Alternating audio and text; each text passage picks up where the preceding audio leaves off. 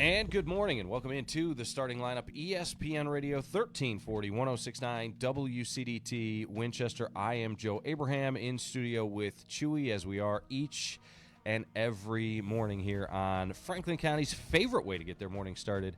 This is the starting lineup fueled by Loco Coffee, and it is a Therapy Thursday. Good morning, Chewy. How are you today? I'm good, my friend. How are you? I am tremendous, and folks can get involved in the show this morning by calling in at 931-967-3500. They can text the show as well at 931-305-5611. And we got some folks who might need a lot of therapy, Chewy, as it is graduation day. It is. Over at Franklin County High School. And we're going to get into that this morning here on the show. We're gonna be that outlet for you. If you need to, feel free to jump in on the FMO Facebook feed. I know it seems like just yesterday that you were carrying your son or daughter into Walmart, and now they are going to be carrying a diploma across the stage. So get involved in the show today. Get some therapy. Chewy and I, our lives may be a mess, but that doesn't mean that we can't certainly help you, with yours. Yeah, sure. One way or another. Barely functioning, but at least we got an opinion about it. Yeah. In studio with us to start the morning, Chewy, as he usually is on Thursday mornings, if he's not too busy, is Mayor of the City of Winchester, Sean Crabtree. Good morning, Mayor. How are you? I'm very well. Good morning. Good morning to you. Listen, I have to say before you get started. Yeah.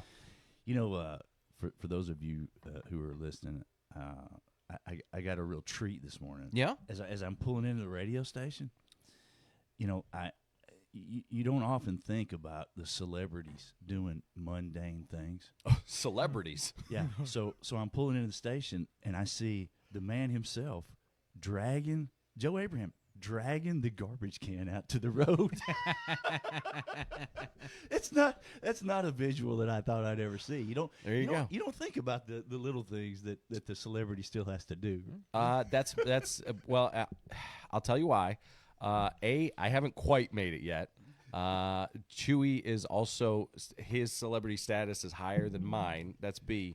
So I have to do the chores that he doesn't want to do because he big boys me into them.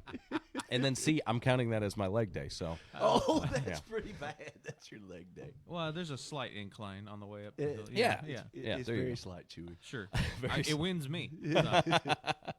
Well, how are you this morning, my friend? I'm really good. I appreciate you guys having me. I know this is a Therapy Thursday, but I got to tell you, for me, it's a thankful Thursday. Oh. It's a thankful Thursday. We have so many things going on at the city. I got to be honest with you. It's been a little bit like drinking from a fire hose. Yeah. You know what I mean? Yeah.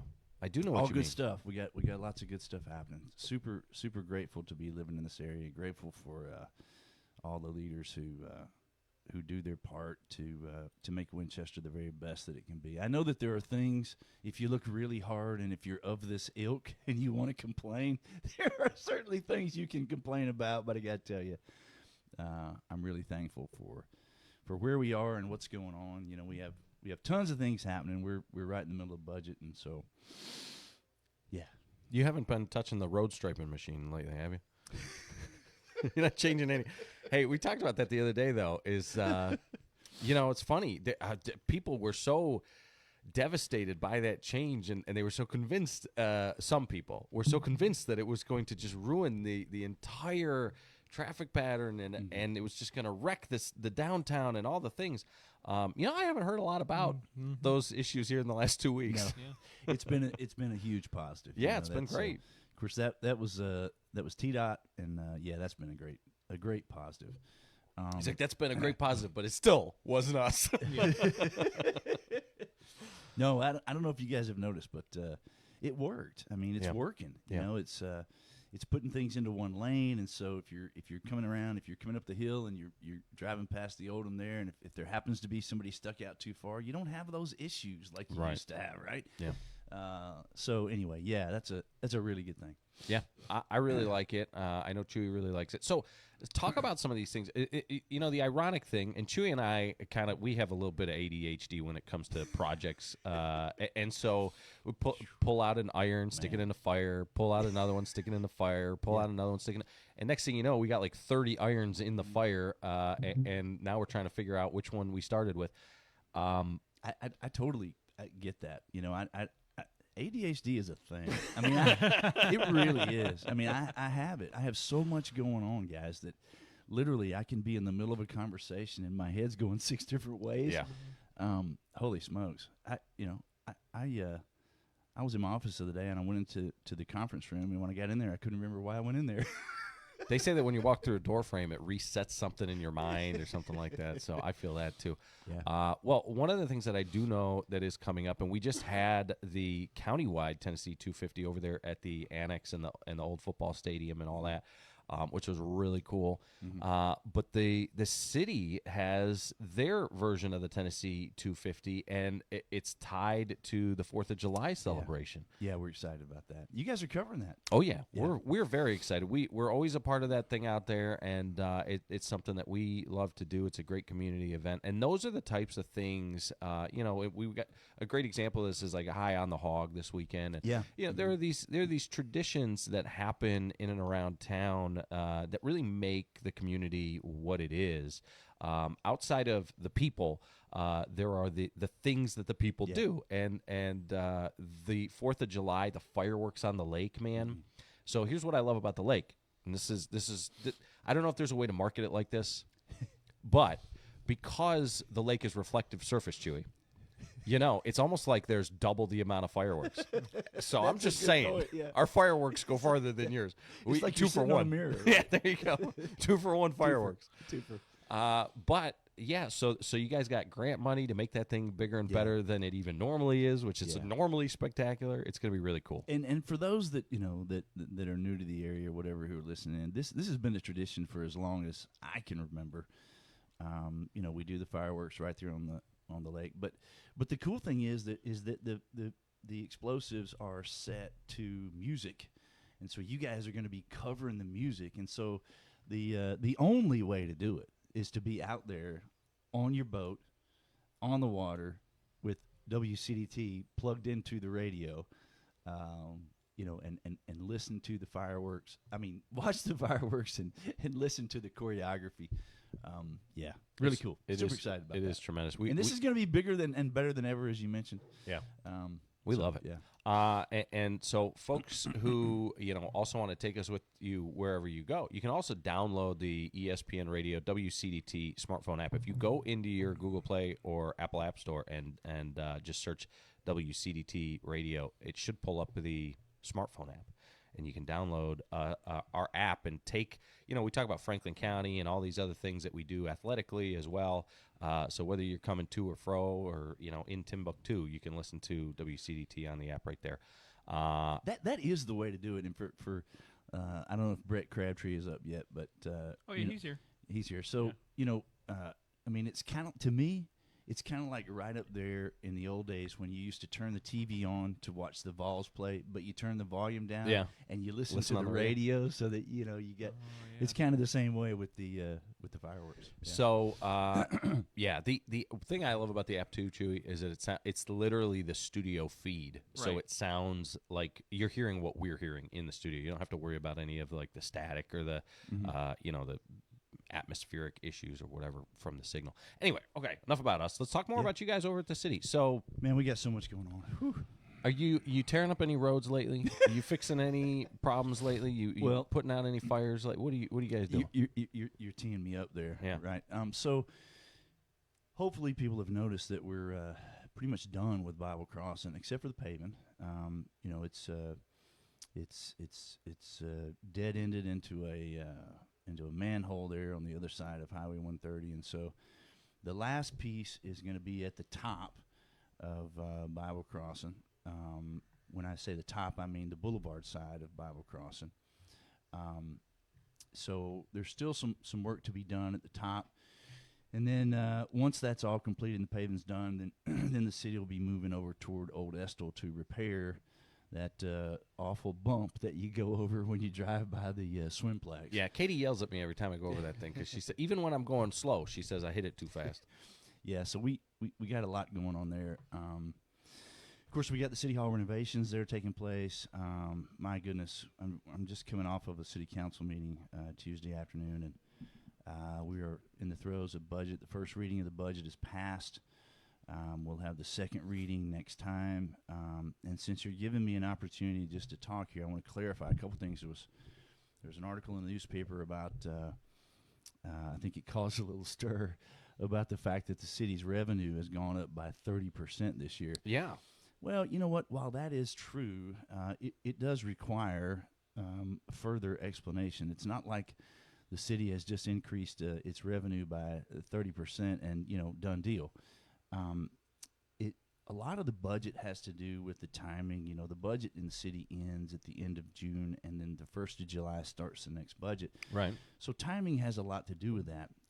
Thanks to Yvonne Stewart, who does a fantastic job of getting grants for the city of Winchester. We had a lot of grants, and of course that's counted as revenue. Okay. Now, when those dollars are spent, of course it's a wash, right? Right. Dollar in, dollar out. Which they need to be, basically, right? Like Yeah, when you that's get a grant, the whole point is that you're saying, hey, we need this money to achieve this project, and this is the cost, and they earmark that money for a specific use. A specific thing, that's it. But also you have a timing issue. So if you have a dollar come in, that dollar hasn't spent yet, Right. or it's spent in on the other side of the budget year, Right. Then it looks like the revenue's high. And so that's really what that boils down to. And I'm not disparaging the fact that the city is in great shape financially, and there's no tax increase. We love that.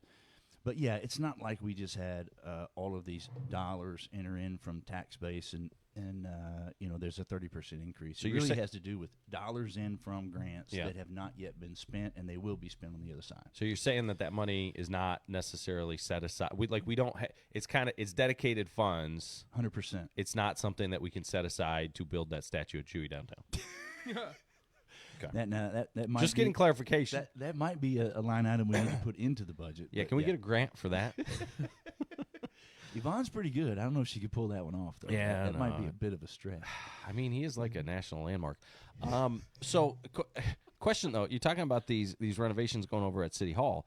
What are we talking about here? I mean, like, are they building you a throne? Do you get like the whole top floor of the City Hall? Is this a Sean Crabtree thing, or is this something that's gonna make downtown and City Hall better for the customers?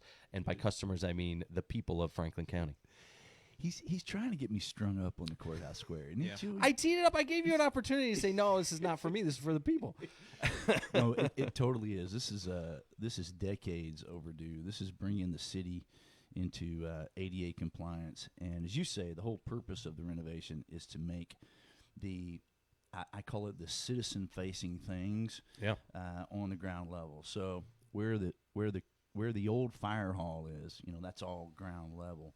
That will be where people, once it's all done, that'll be where people can go pay their taxes and all of those sorts of things, and it'll be all ground level. Right now, you have to go up the steps and all that. Right.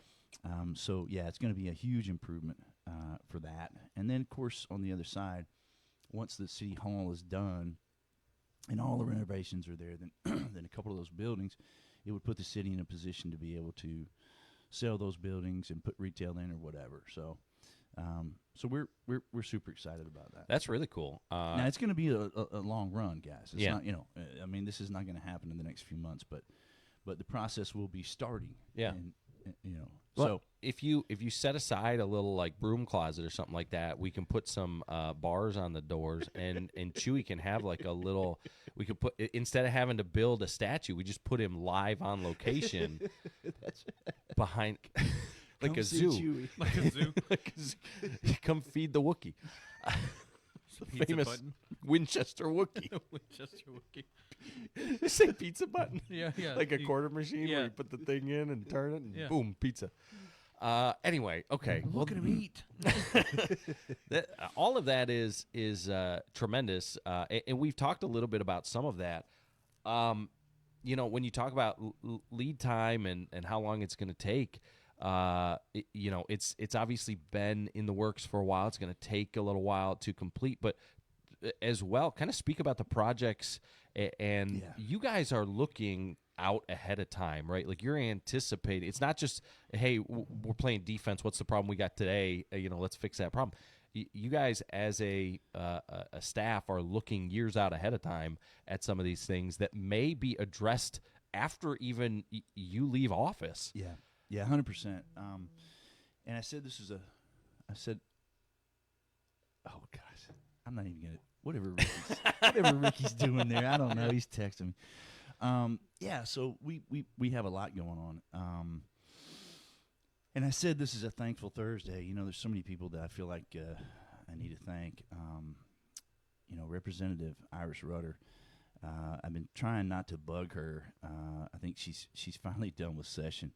I think at one point she was telling me she was carrying over 130 bills in this past session. Wow. I don't even understand how you wrap your head around 130 different bills. That's just nuts. But a big old thank you to Iris Rudder. She single-handedly carried through some legislation that extends the downtown groups grant dollars, and so we're pumped about that. The building right beside the amphitheater, Right. the Anna Sarson building, the WDPC just got bids, and City Hall passed that. The City Council passed that at the council meeting Tuesday. So there's going to be a huge deck on the right side of that building overlooking the amphitheater. And thanks to Representative Iris Rudder, we have dollars to continue improving the 9 blocks of the downtown. Okay. I know I sound kind of mundane right now. I really am. It's just because I haven't had enough sleep. And I just got so much going on. But Let me add. I really am super thankful. Let me add some of the excitement into this thing. Let me be the sizzle to your steak. So hold on a second. So now it's my understanding that we had some really big funds come in terms of the downtown and things like that, and that's been a part of the renovation over the past however many years, right? Since 2007 or 8. Yeah. Okay, and so maybe 6. Yeah.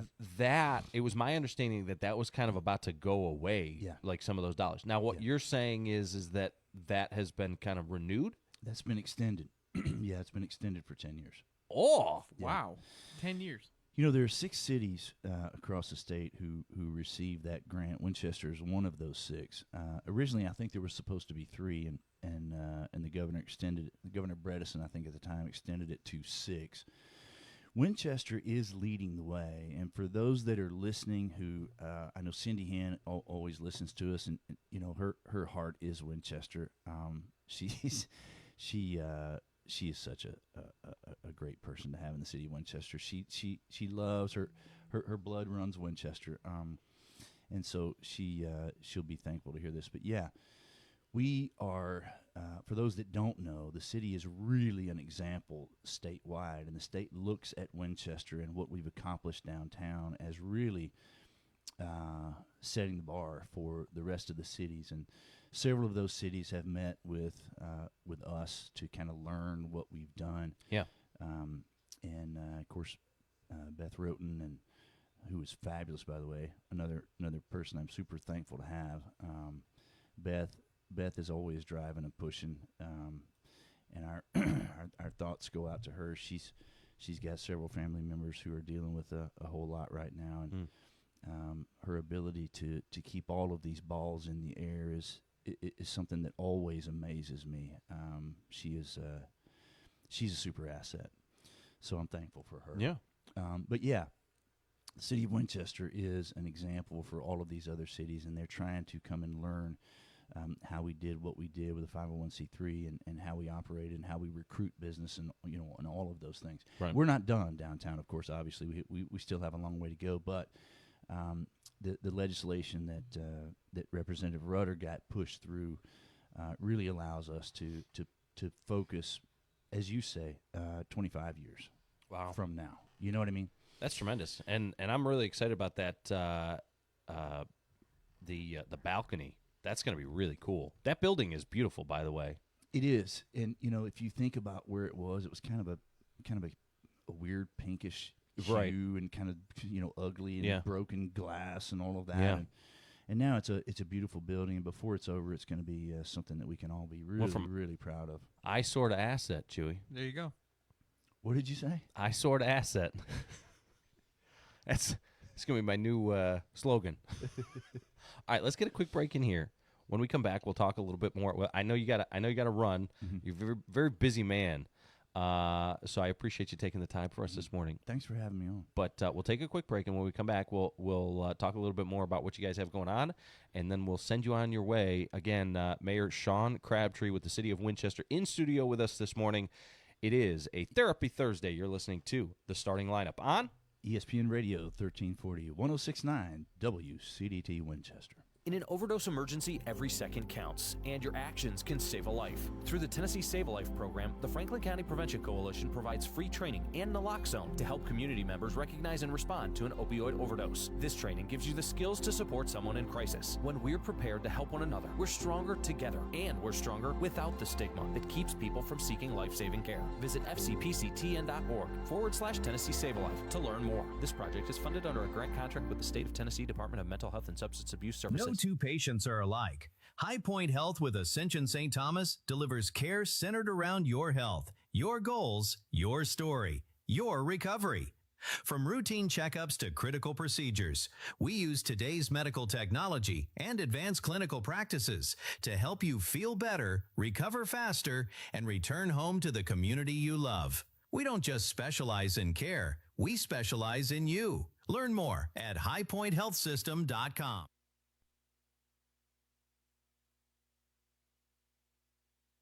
From the 931 Weather Center, it's time for an ESPN Winchester weather update. No more precipitation headed your way today. It's going to be bright and sunny with a high of 71 degrees. Got some slight winds coming in from the north at around 10 to 15 miles per hour this afternoon to keep you nice and cool on this hot summer's day.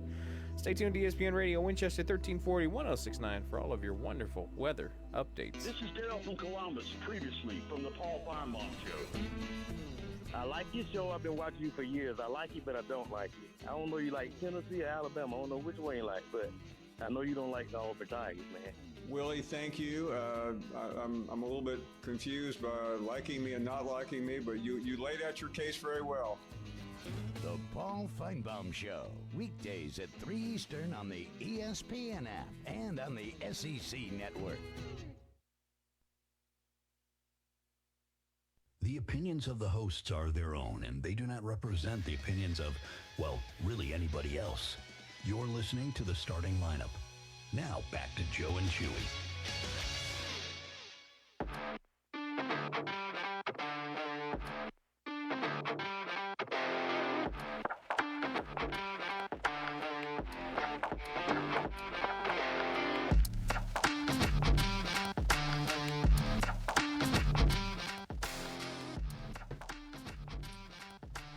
Back here on the Starting Lineup, ESPN Radio 1340 1069 WCDT Winchester.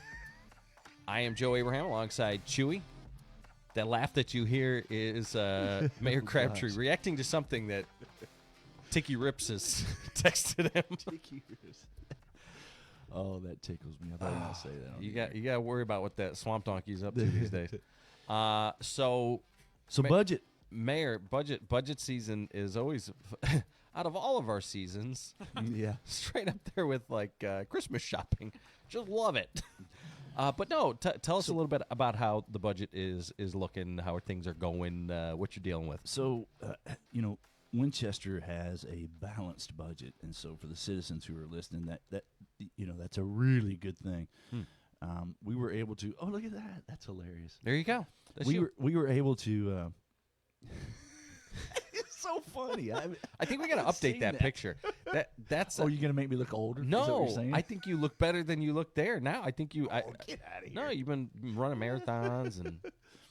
carrying the world on your shoulders. Yeah, we should talk about the marathon, about the triathlon too. Before no, we shouldn't. Chewy, he backed out on me last year. Yeah, he got really sick. Yeah. I did. I'm still Really recovering. sick. Yeah, he was. I don't even know if he's gonna make the next one. I got like COVID 34 or something like that. So yeah, the budget is balanced, and it's even more so balanced. And when I say balanced, I mean that the revenue that the city is bringing in is covering the operational costs and the recurring costs that the city is dealing with. But more than that, this year, even with capital expenditures, it still covers all of that. Still healthy, yeah. Yeah, it's a huge testament to all the good folks that. John Pritt, the finance director, he's a relatively new guy, doing a great job. And this is, let me just say a couple of things about that since you're giving me the time. John, we have some new software, and John has found some opportunities. The comptroller for the state has mandated that certain things be allocated in certain ways, and that certain line items need to be allocated in certain ways, and that wasn't done in the past. And so John has kind of fixed all of that up. And so even with all of those changes, and that budget was fixed with it was created with the idea of a 4% raise for the city employees. Yeah. And so we're, that so far has passed the first reading. This next reading will be the second reading, and then we'll see where it goes. But the city is in a good place financially. There's a lot of responsible stewardship of the taxpayers' money. Right. And I'm just very thankful that we are in this position. If you think about all of the many projects that the city has going on, and still financially we're in a good place. Right. It is impressive. I mean, and you talk about some of that money coming from grants and other things like that, where it attacks, because here's the thing: those projects, whether it be revitalization or infrastructure and that type of thing, those projects are going to need to happen. Yeah. And if you don't find grant money for it, it's going to just come out of the taxpayer dollar here locally. Yeah. And so you guys have been able to kind of stay ahead of all of those things, again, through the hard work, through the effort of the city employees. And again, it's paying off for the taxpayer. And that's really exciting. It's exciting that we are seeing such kind of a positive trajectory over not just a few months. I mean, this is an extended period of time now. Yeah, it really is. Who knows what's coming down the pike in the next year. I think there's going to be a lot of good things happening, probably a little bit of turbulence too. And I'll keep you guys posted on some of that. But yeah, we are in a really good place financially, and we have a whole lot of things going on at the same time. And I know I've talked about this before when I'm with you guys. If you're an average guy like we are, and you're doing your thing, and you're taking care of your family, and you're working, and you're trying to earn money and all of that, you kind of don't pay attention necessarily to what's going on with the city unless it's right there in your backyard or it's affecting you personally. Right. I think, conversations like this to kind of let everybody know what's happening are really beneficial, and we're in a good spot, and I'm very thankful. Thankful for this council, and super thankful for all of the good folks at the city. I tell you, there are some folks that work long and hard. Beth Roten, Daryl Jolly, Corey Hall. That guy is just amazing. Corey is our city engineer. I started to bring the agenda. I think it got thrown away after the meeting, but I started to bring the agenda. It's on a legal paper, right? And I bet we had. I'm guessing. We'll put it this way: we started with A and we went all the way to O. So wow! That's how many. Changes and things that Corey has been working on. Right, those engineering projects. Yeah. Yeah. With so many things. Zoning issues and new regulations, and he's doing a great job of bringing us into the 21st century. Yeah. Well, that is all tremendous, and we appreciate all of those folks, especially shout out to Daryl Jolly. Shout out boy. to No, I don't know. I don't know what him and Kent are doing as far as the women's athletics programs here in the community. But goodness gracious, when he's not running Parks and Rec stuff around in and around town, he's got those girls playing basketball. It's pretty amazing. Oh man, it's pretty amazing. Yeah. I mean, he's another one. Got so many balls in the air. My boy and Blue. He does. He does really well with all the balls that he has in the air at the same time. Yeah. Very cool. All right, brother. I know you're busy. I'll let you get back to it.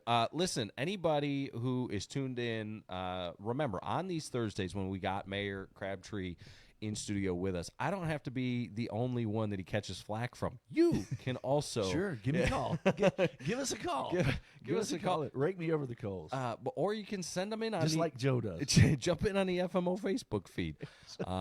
And you can post your questions there as well if you got any about this. Did you hear him, Chewy? Yeah, I heard him. I'm trying, man. What are you doing with these renovations? You making yourself a big, like a kingdom in the. What are you doing there, Mayor? You got Putting a helipad up there. the helipad. Yeah.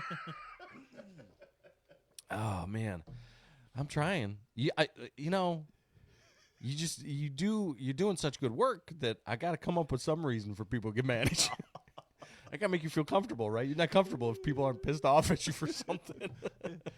Haters gonna hate. Oh, that's what I'm talking about. All right, brother. Well, hey, I appreciate you and all of this staff down there at the city, and keep up the good work, Guys, thanks for everything you do. I appreciate very much you having me. Yes, sir. Have a great day. We'll see you soon. See you guys. That is Winchester Mayor Sean Crabtree. Appreciate him as always stopping by, and he's out. He's got places to go, people to see, important things, Chewy, to get done. And we were just like one of the many lesser important things on his schedule today. It is a therapy Thursday here on the starting lineup, and again today, graduation day over at Franklin County High School. What are we in? Oh yeah, you gotta be There's careful. a whole vine that grew in there. You gotta be careful. Yeah. It is graduation. The vines coming in through the front door, and that's not the only thing that's trying to come in through the front door, Chewy. Yesterday, I pulled into the studio. You were here, and I think that you were having a party with your groundhog friends. I think I know why the groundhogs think that they're allowed inside. Apparently, you and the groundhogs have been hanging out or something.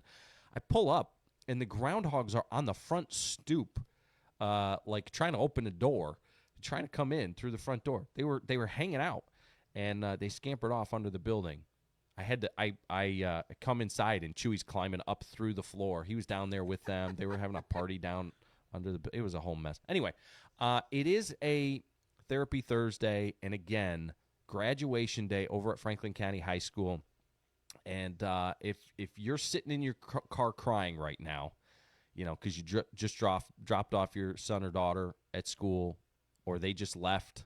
To what? That karma's going to hit you if you're I know, making fun man. of these people. I'm not making fun of anybody. Okay. It's a real thing. Be careful. Listen, if your son or daughter just drove off to school this morning and you're realizing that, it's graduation day. They're having graduation practice here in like the next hour. And actually, Chewy and I, right after the show, we're heading over to the high school because we've got a setup. We will be streaming the graduation live on Facebook. Chewy and I are very concerned about the stream.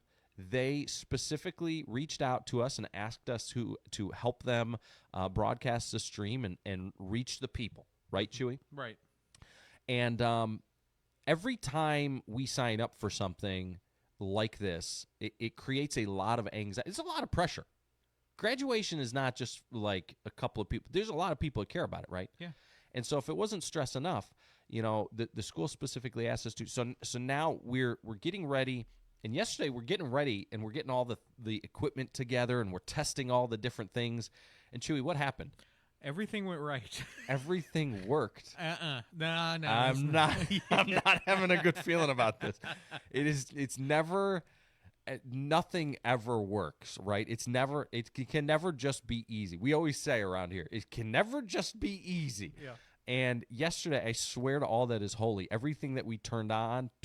Every button we pressed worked. Everything we tried worked. It was so smooth, so clean.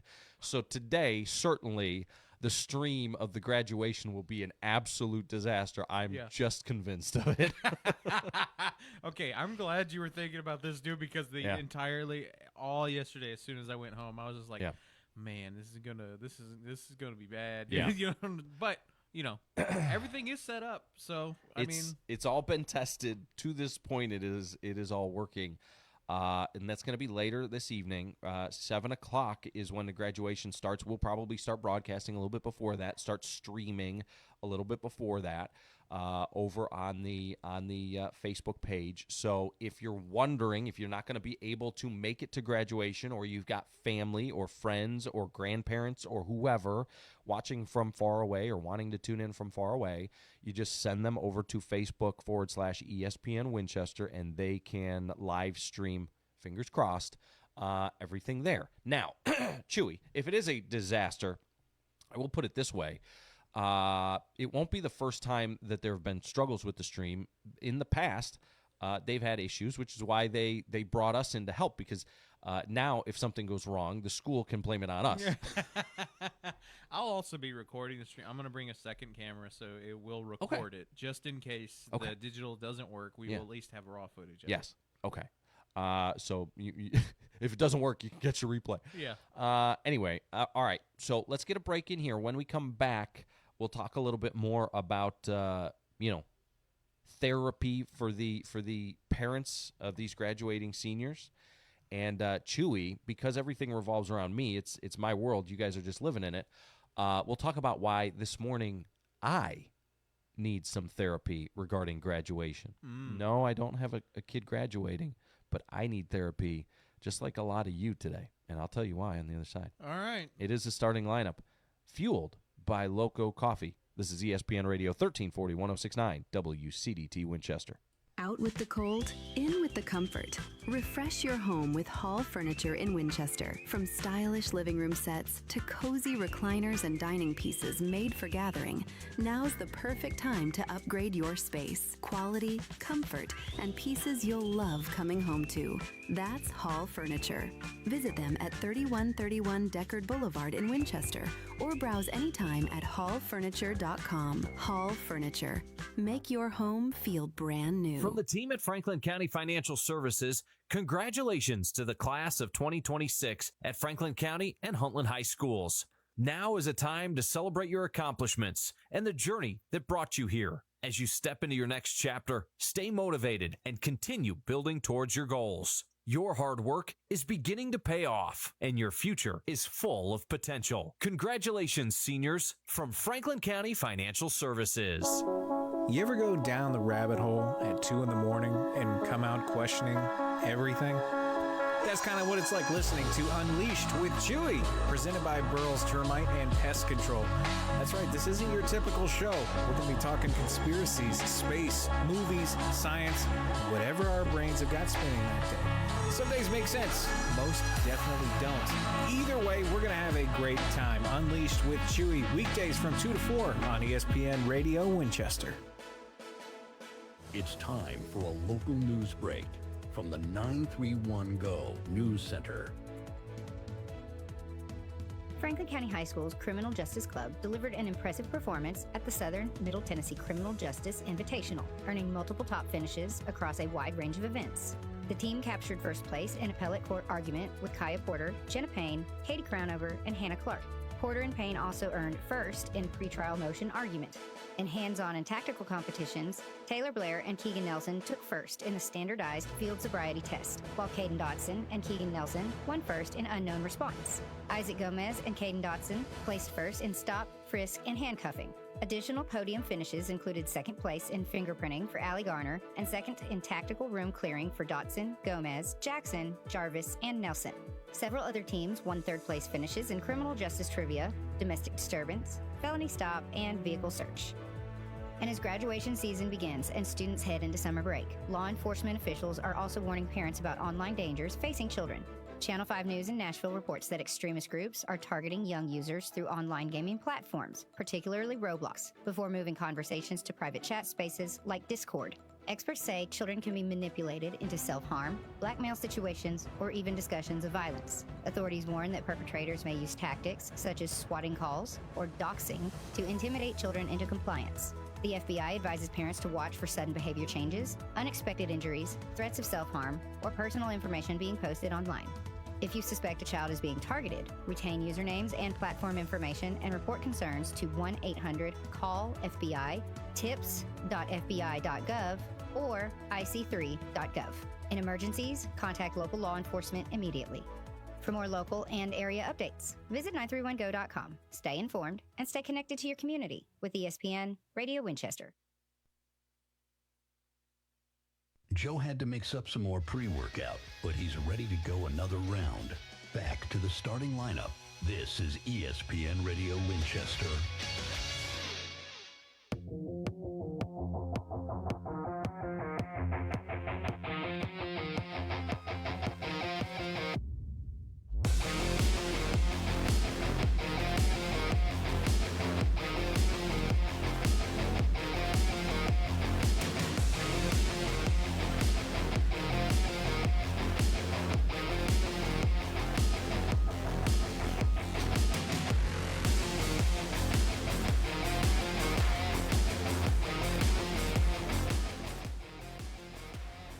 Back here on the starting lineup, ESPN Radio 1340, 1069 WCDT Winchester. I am Joe Abraham alongside Chewy.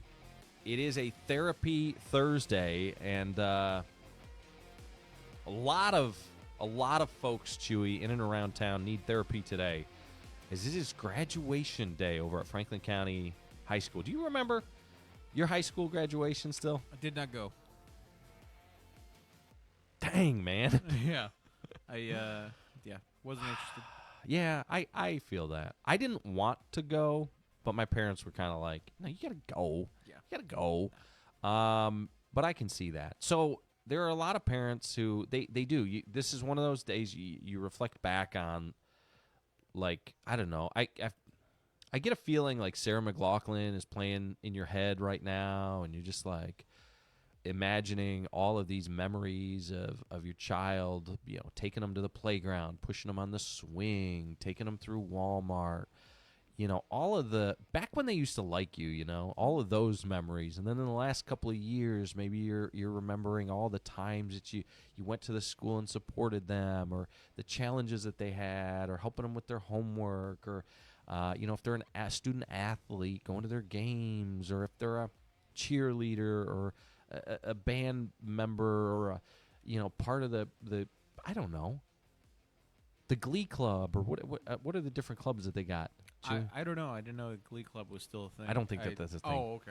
I just like maybe they were in the Little Mermaid. Maybe all of these different aspects of how they have grown and experienced their path, their education process along the way, and now they're graduating. They're grown. They're grown people.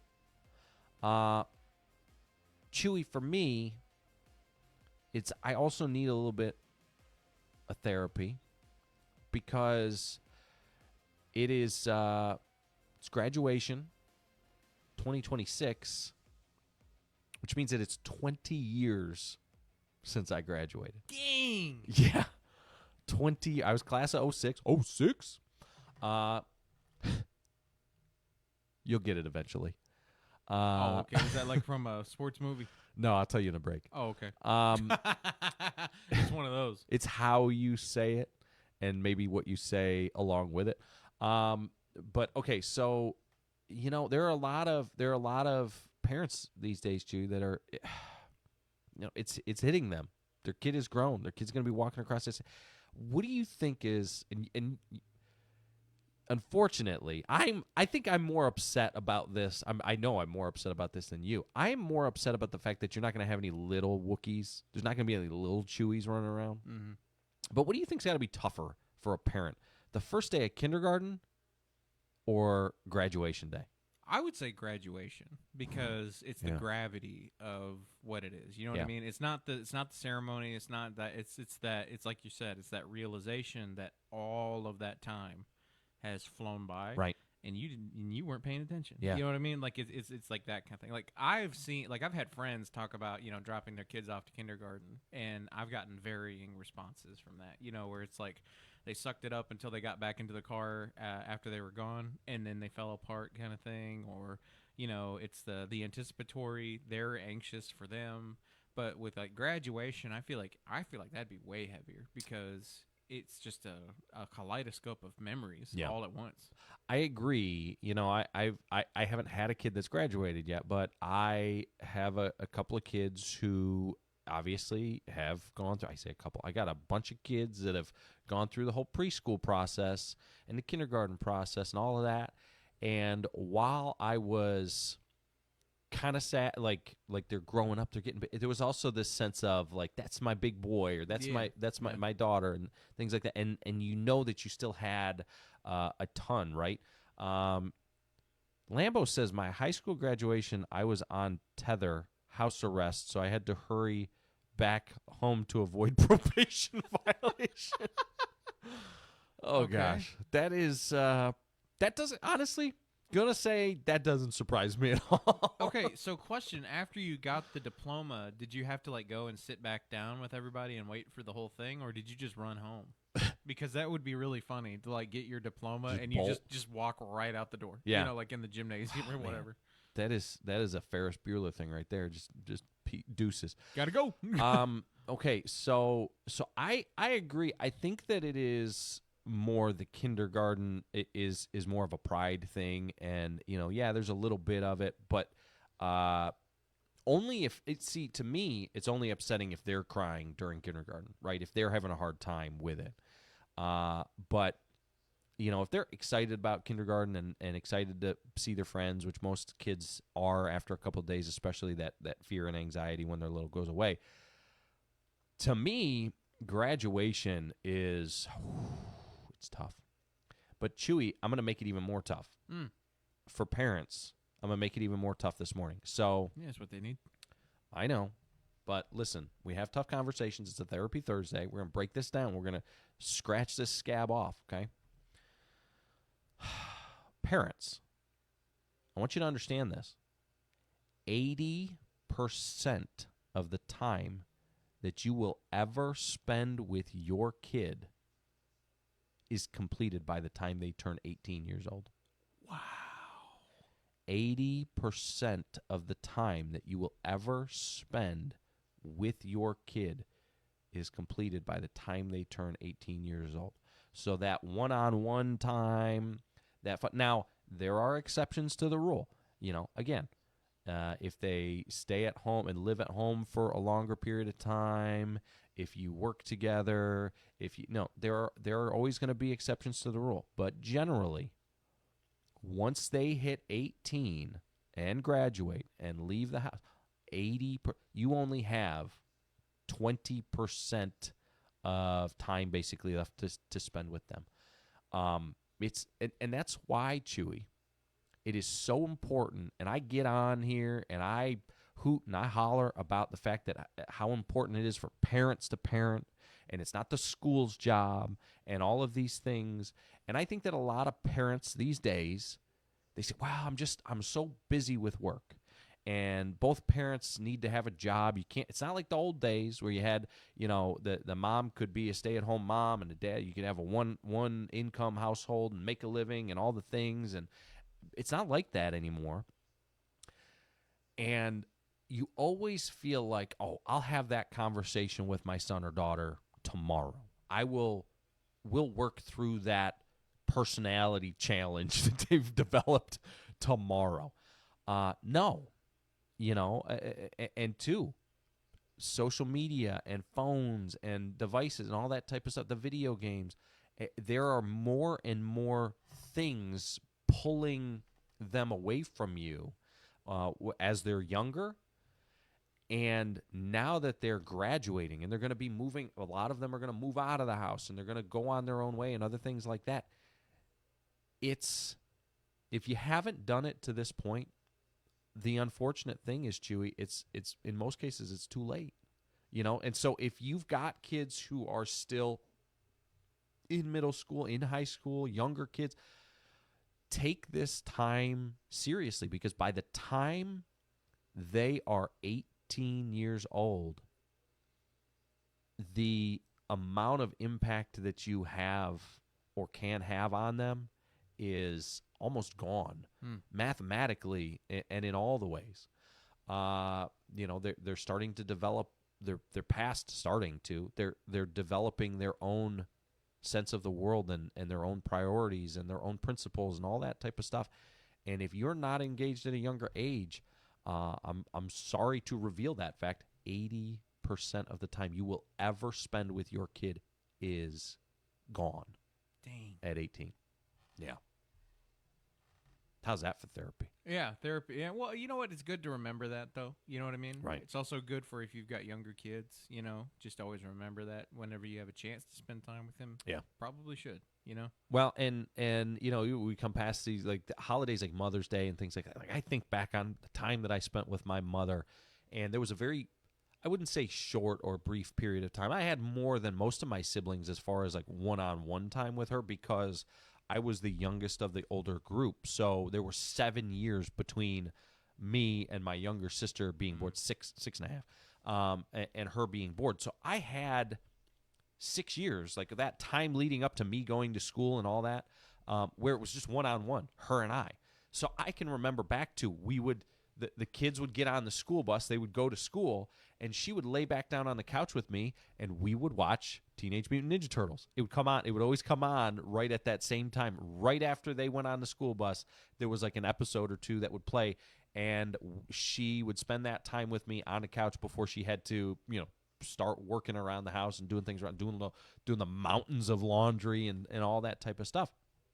I still remember those times when I was 5 and 6 years old now as a 38-year-old. So, the time that we spent, I wonder how many parents take the time and slow down and think about how important the time that they spend with their kids is.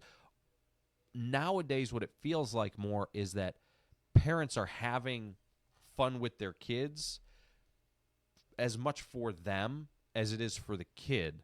Not necessarily because they consider that it's special for the kid or important for the kid's development, maybe even, but more because Chewy, this may be just me. I feel like as a society, as a whole, we are more immature.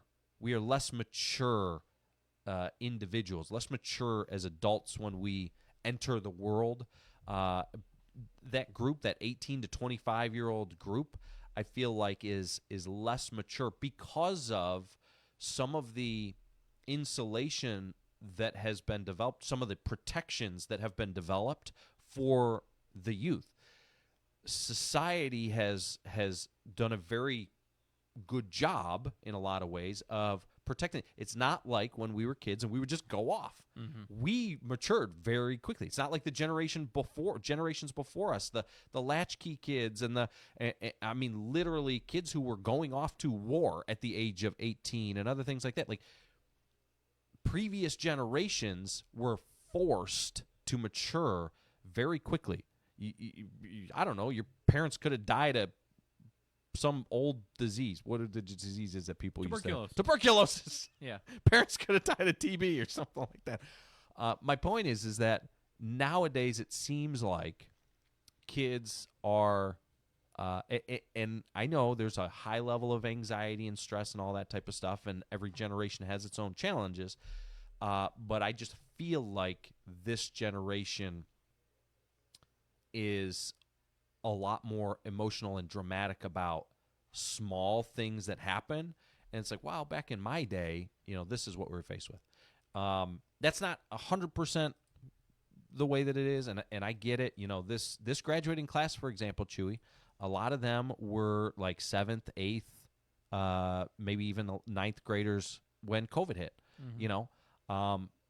But there are generations that have had their own level of stuff like that is forced them into the real world and kind of to confront the real world at a lot younger age than I think in general we're at today.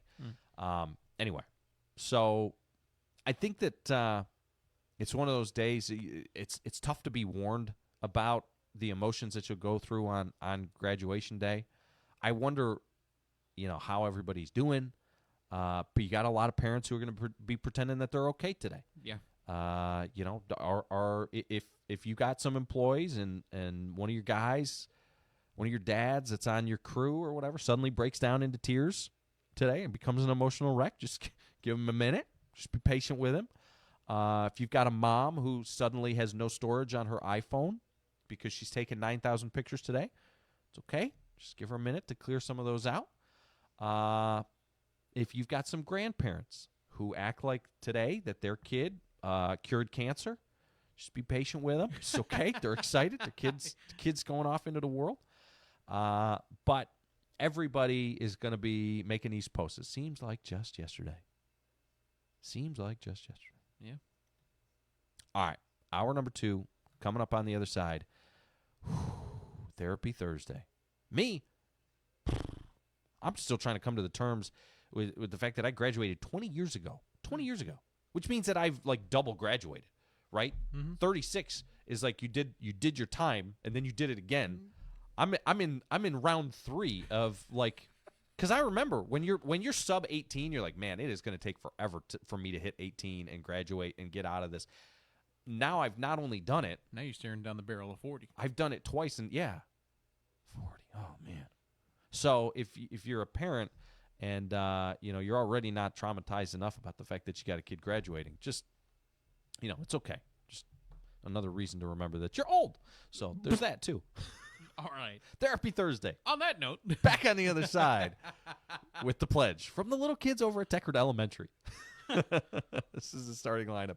ESPN Radio 1340 1069 WCDT Winchester. You shouldn't have to choose between quality and price. And with Flagship Lawn Services, you get both, plus the Flagship Finish Guarantee. That means every job is done right, or they'll make it right. No shortcuts, no hassle. Just a yard that looks the way it should. From weekly mowing to full spring cleanups, they've got you covered. Call or text Flagship Lawn Services today at 239-849-4033 and get the best value for your yard this season. This is ESPN Radio Winchester, where Franklin County comes to life. From local news and athletics to everything in between, we're proud to bring you the stories that matter right here at home. And it's all made possible by local businesses connecting with real people in our community every single day. When you support them, you support our local coverage.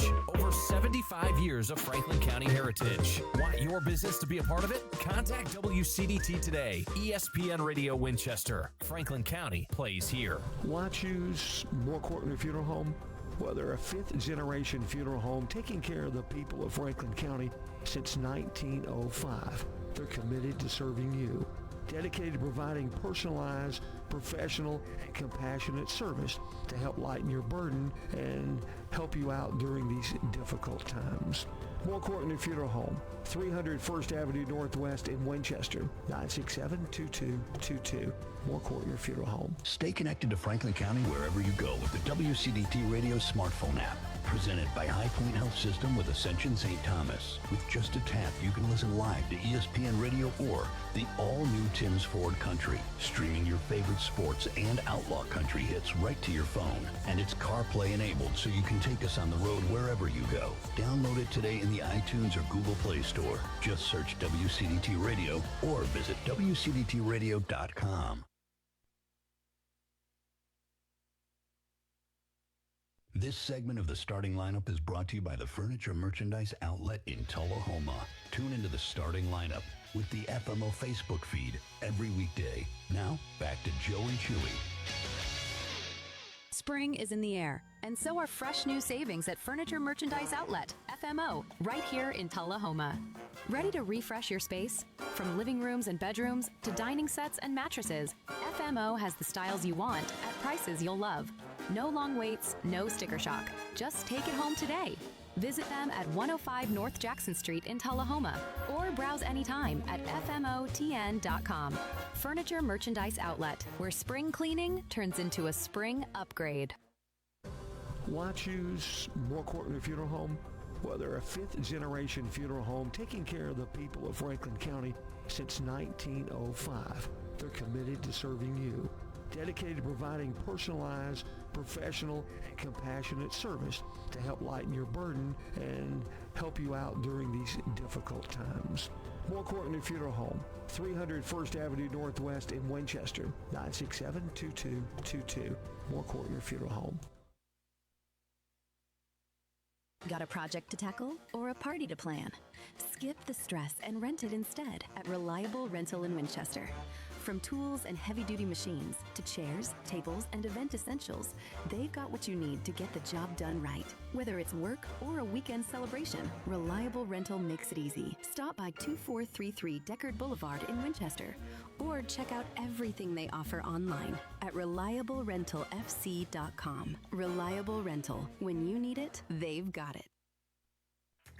When life hits you hard, you need someone who will stand up and fight back for you. Andy Davis, attorney at law, serves Southern Middle Tennessee in personal injury, criminal defense, family law, bankruptcy, and more. Call today to set up your free consultation, where you'll get clear answers, honest guidance, and a plan built around your needs. Online at southerninjurylaw.com. This is an advertisement. Andy Davis, attorney at law, responsible for content. No representation is made that the quality of legal services is greater than that of other lawyers.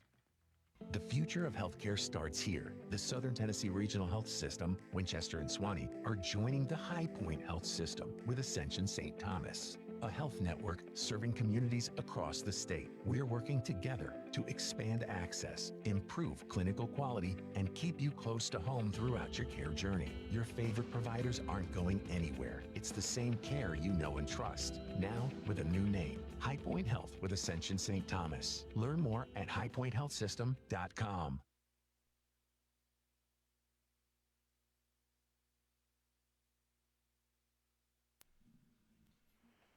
Good morning, Deckard.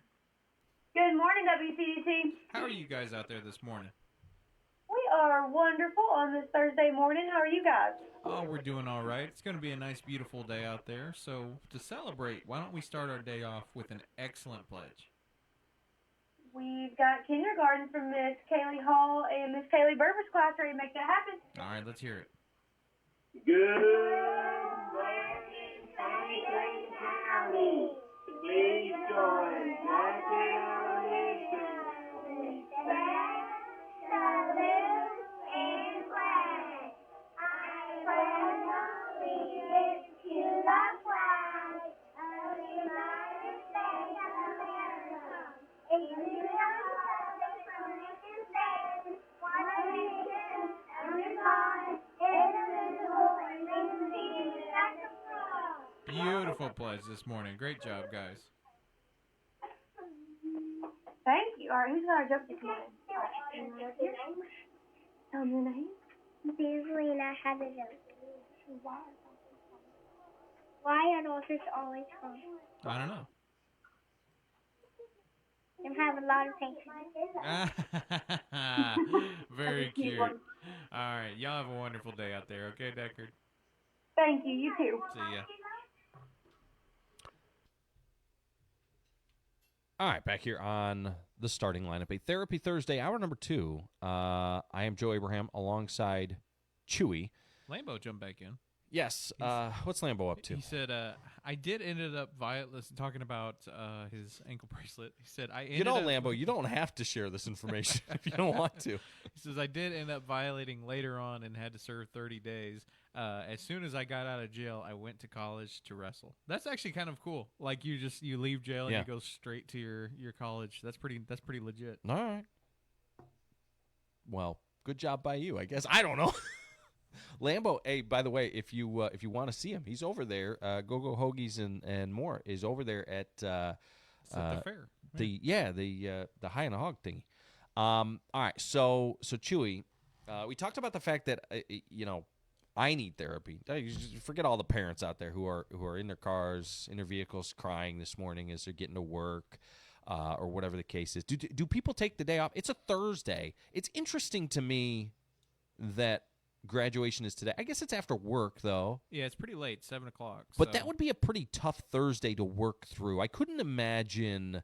I'm not gonna mess with any of the parents. I do feel for you today, but as you're sitting at your desk all day today, or working today, or whatever that is, don't get distracted. Don't kind of like days off, and think about all the, the things, the history, the past, with you and your child and them growing up. And I don't want you to like be brought to tears.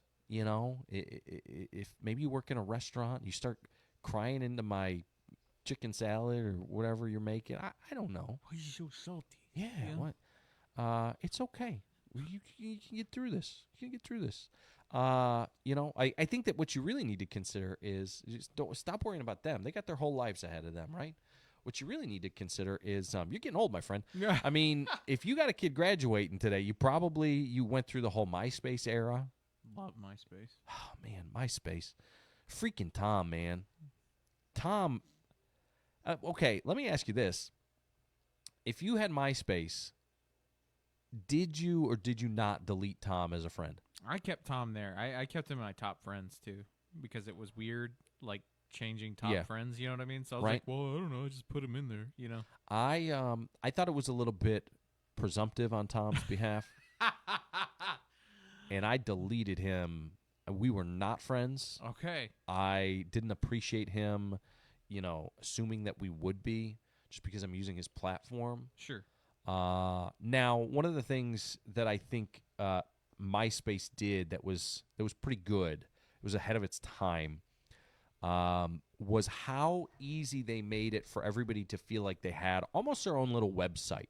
Now, Facebook kind of leaned into the minimalist thing, and they still have it where you can't customize it. There's no songs. You can't go to my page and know what my favorite song is right now, know what I'm feeling spiritually, internally. I don't know why people give MySpace such a hard time, but, I was perfect age for MySpace when it first came out. Yeah. Because it was one of those things where it's like, there was actually multiple social media websites I remember as a kid who were all kind of trying the same thing, and Facebook just ended up being the one who won. But I remember a lot of the old alternatives, and MySpace was like the main one. I remember all my friends were on MySpace. MySpace started as the king. Right. It was like the one. And the level of that, like you said, that customization, there was a point of pride in that. You know what I mean? Yeah. Where it's like you would tell each other, hey, hit me up on my MySpace page and Yeah. stuff. And if you had like a sort of boiler carbon copy of just the regular MySpace page, you were a little uncool. You got to teach yourself a little bit of HTML. Toss that in there, and Bob's your uncle. You got something unique on your hands. Apparently, there is still a MySpace.com. I think it's like a music website now. Yeah, it looks like it. Interesting. All right, so I am kind of disappointed. Ultimately, I would have liked to see where MySpace would have gone. I think that there is a universe in which Facebook failed and MySpace was the one that became the social platform. The universe that I'm actually from, MySpace won and Vine never died. That would be if we did, the world would be right if it was like that right now. Dude, I don't understand how Vine died and TikTok came along basically doing almost essentially the same thing and succeeded. I'm not going to say that. Yeah, but, okay. But there's a government that made sure that happened. Yeah, the dark shadow cabal government. So speaking of which, I was going to go down memory road, but speaking of memory road, back in the day, it's ironic too because I was just watching the show Secrets Unclassified with David Duchovny. I told you about this, and they were going through and they were talking about the MK Ultra and the CIA and the trials and all the things, and in the 70s they put all this stuff out there, all the crazy stuff that the CIA was doing back then. Yeah, I don't know if you saw this, Chewy, but the CIA just raided Tulsi Gabbard's office. Yeah. And took all of these files that were related to the JFK assassination and the MK Ultra stuff, and they were supposed to. I mean, the president gave an order to disclose this stuff. It's my understanding that they don't have the power to do what they just did. That she has more power than they do. That obviously the executive branch, the president, has more power in this regard. They just went all like rogue. Like CIA just went rogue and just stole a bunch of documents. Yeah. Also, it is interesting. We talk about the whole UFO thing. I think that Trump being like, hey, we're going to release these files, have fun with this. What is actually going on right now that we don't that we're distracted by, right? Yeah. It's like what are you trying to distract from? What are we missing right now? In the Middle East, is the Epstein file? What are we doing? There's something. There's something going on that they're like not wanting the weirdos, the weird kid in class to look into, right? Because that kid is too preoccupied right now with looking at the UFO stuff, which half of it looks like it was generated by AI anyway. Now the other thing. There's another thing that the CIA was doing. What was the other thing that the CIA did recently here? The CIA does a lot of stuff. There was something else that they just got involved with. Oh, man. I'll remember it here in a second. They're all over the place right now. Oh, the Fauci thing. Did you hear about the CIA whistleblower? Mm-mm. All right, there's a CIA whistleblower that came out. And he basically, all these people, all the skeptics about Anthony Fauci and how that guy was not a good dude. Mm-hmm. There was a whistleblower that came out and basically said that guy is not a good dude. And basically pulled back the curtain on how in October of 2019 there was this whole all these really important people came to the table, including but not limited to Bill Gates Foundation was a part of this, but it was kind of like a war games simulation, but for a COVID vaccine, or not a vaccine, but a COVID outbreak. Mm-hmm. This was literally like 3 months before it actually happened. They came to the table and they ran through this process of like, this is the scenario, and it was the exact COVID scenario. And they played it out, and literally it happened like months later. But this whistleblower came out, and some of the things that he is saying, it'll be interesting. It'll be interesting to see what comes from that. But goodness gracious, the CIA is just, it's all over the place right now. I do know that a bunch of those NASA scientists have been dropping like flies all of a sudden. They've just been getting murdered or suicide. In their house. They were Epsteining. Yeah.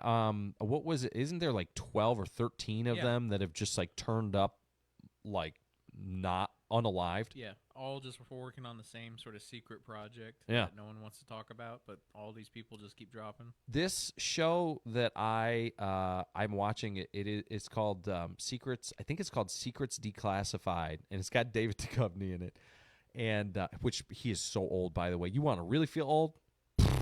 Watch that show. But anyway, he in this show, he goes through different episode. Each episode they talk about certain things. So they'll talk about like secret weapons that were developed. They created a whole program that was focused on building firearms for space. Like, because on the moon you can't necessarily shoot a gun the same way, and it won't work in the same extreme temperatures. So they created a whole division.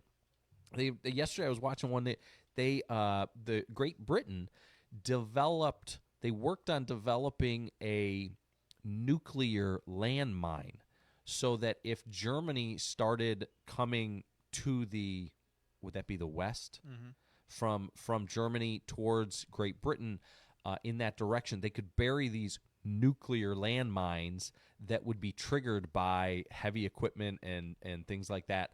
And they were trying to figure out how to plant these things in the ground and keep the systems warm enough to be operational.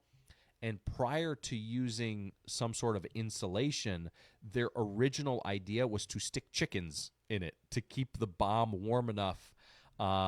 Oh, I know what you're talking about. Yes.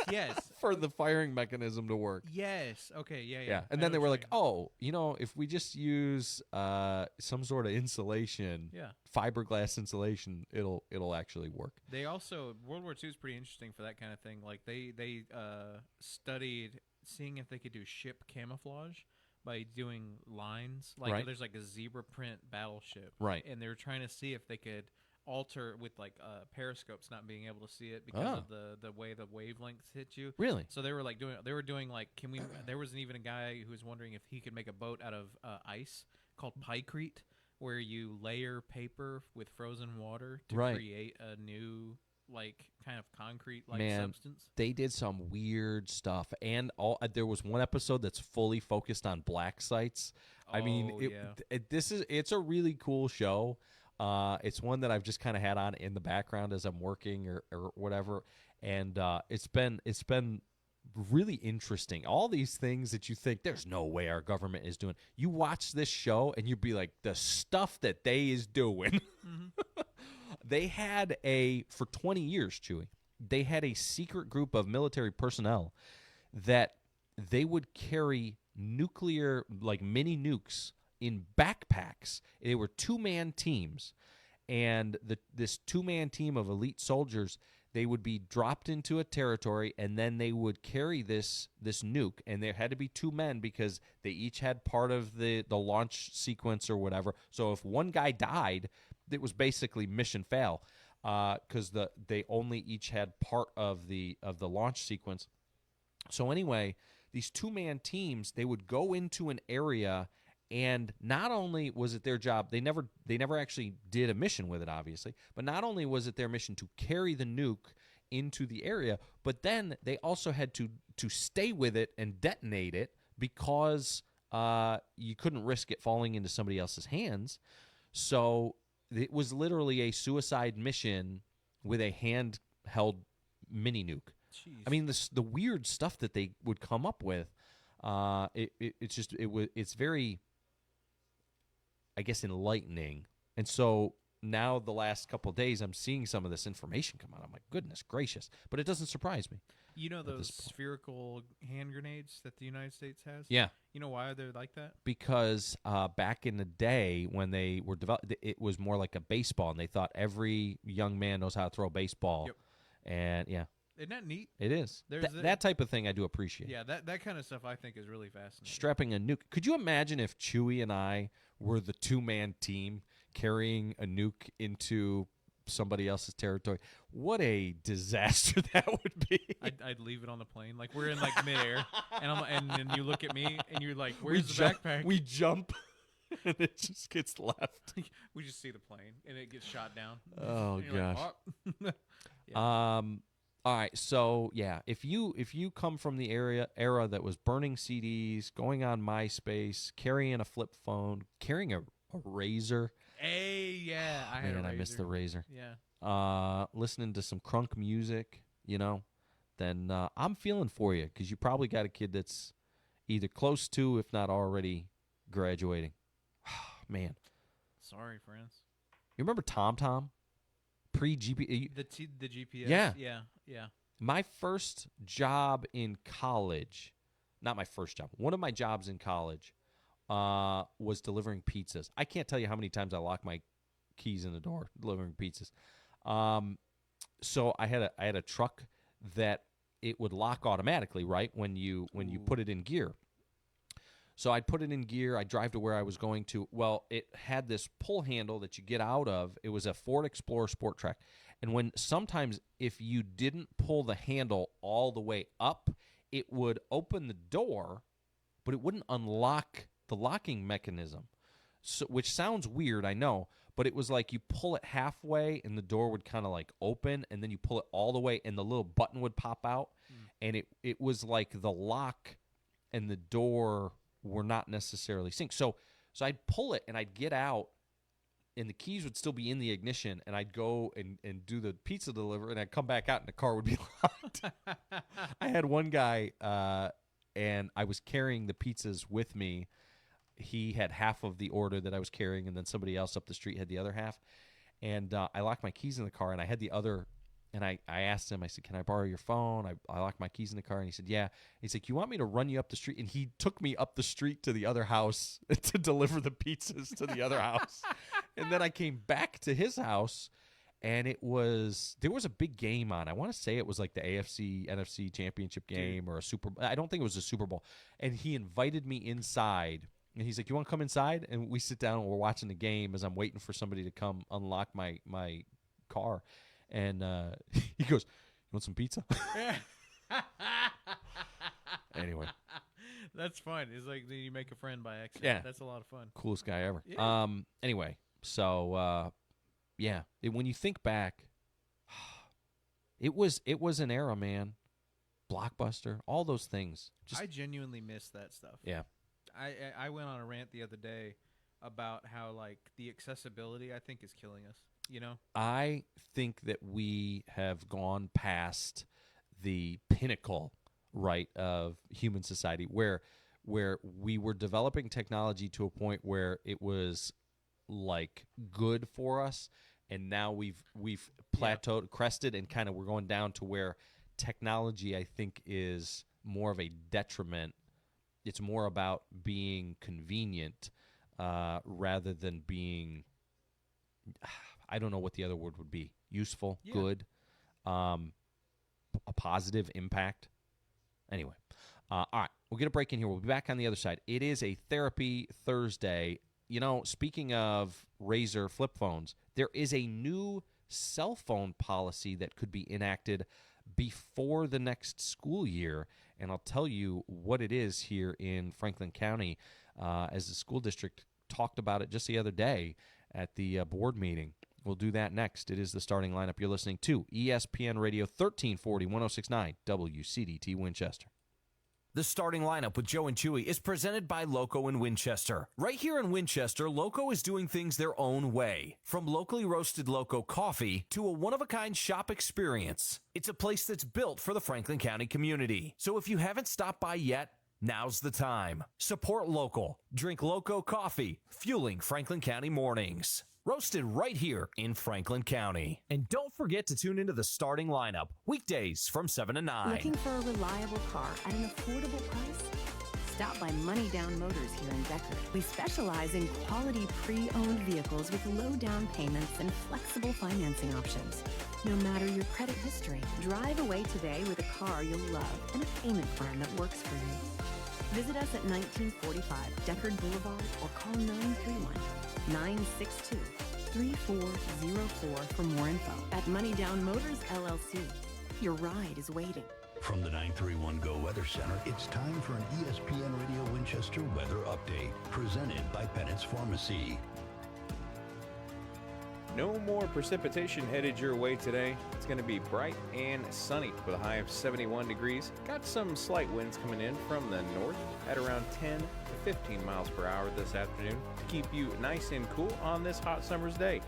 Stay tuned to ESPN Radio Winchester 1340 1069 for all of your wonderful weather updates. Looking for more than just prescriptions? Bennett's Pharmacy in Winchester has it all.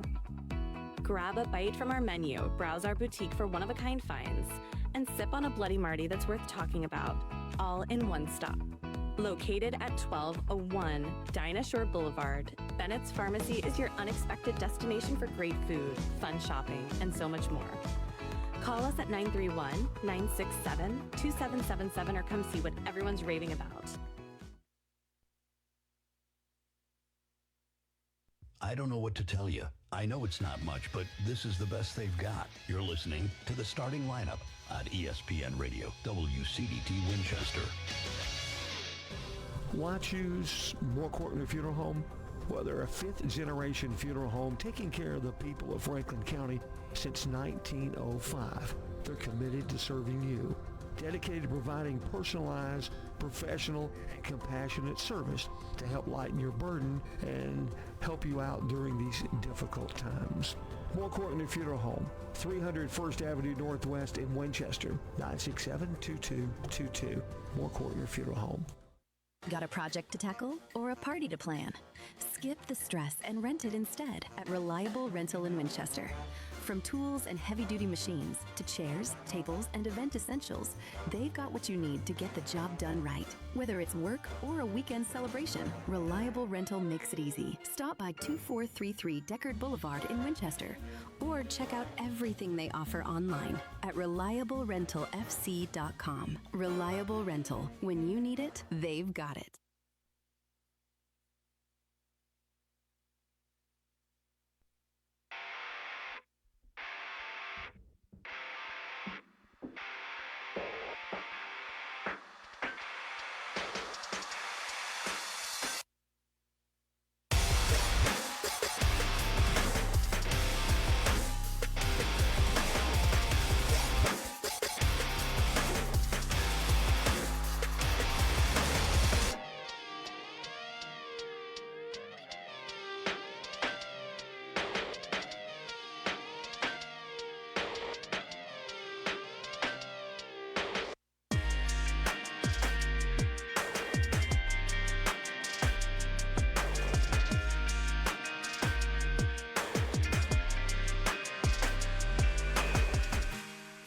Back here on the starting lineup, ESPN Radio 1340 1069 WCDT Winchester. Joe Abraham alongside Chewy on a Therapy Thursday here, ESPN Radio Winchester. Chewy. Yes. So before we talk about this new cell phone policy, there is we're coming up on the summer, and summer means like movies and drive-through and all of this, it's honestly, I don't know what's going on with Hollywood here as of late.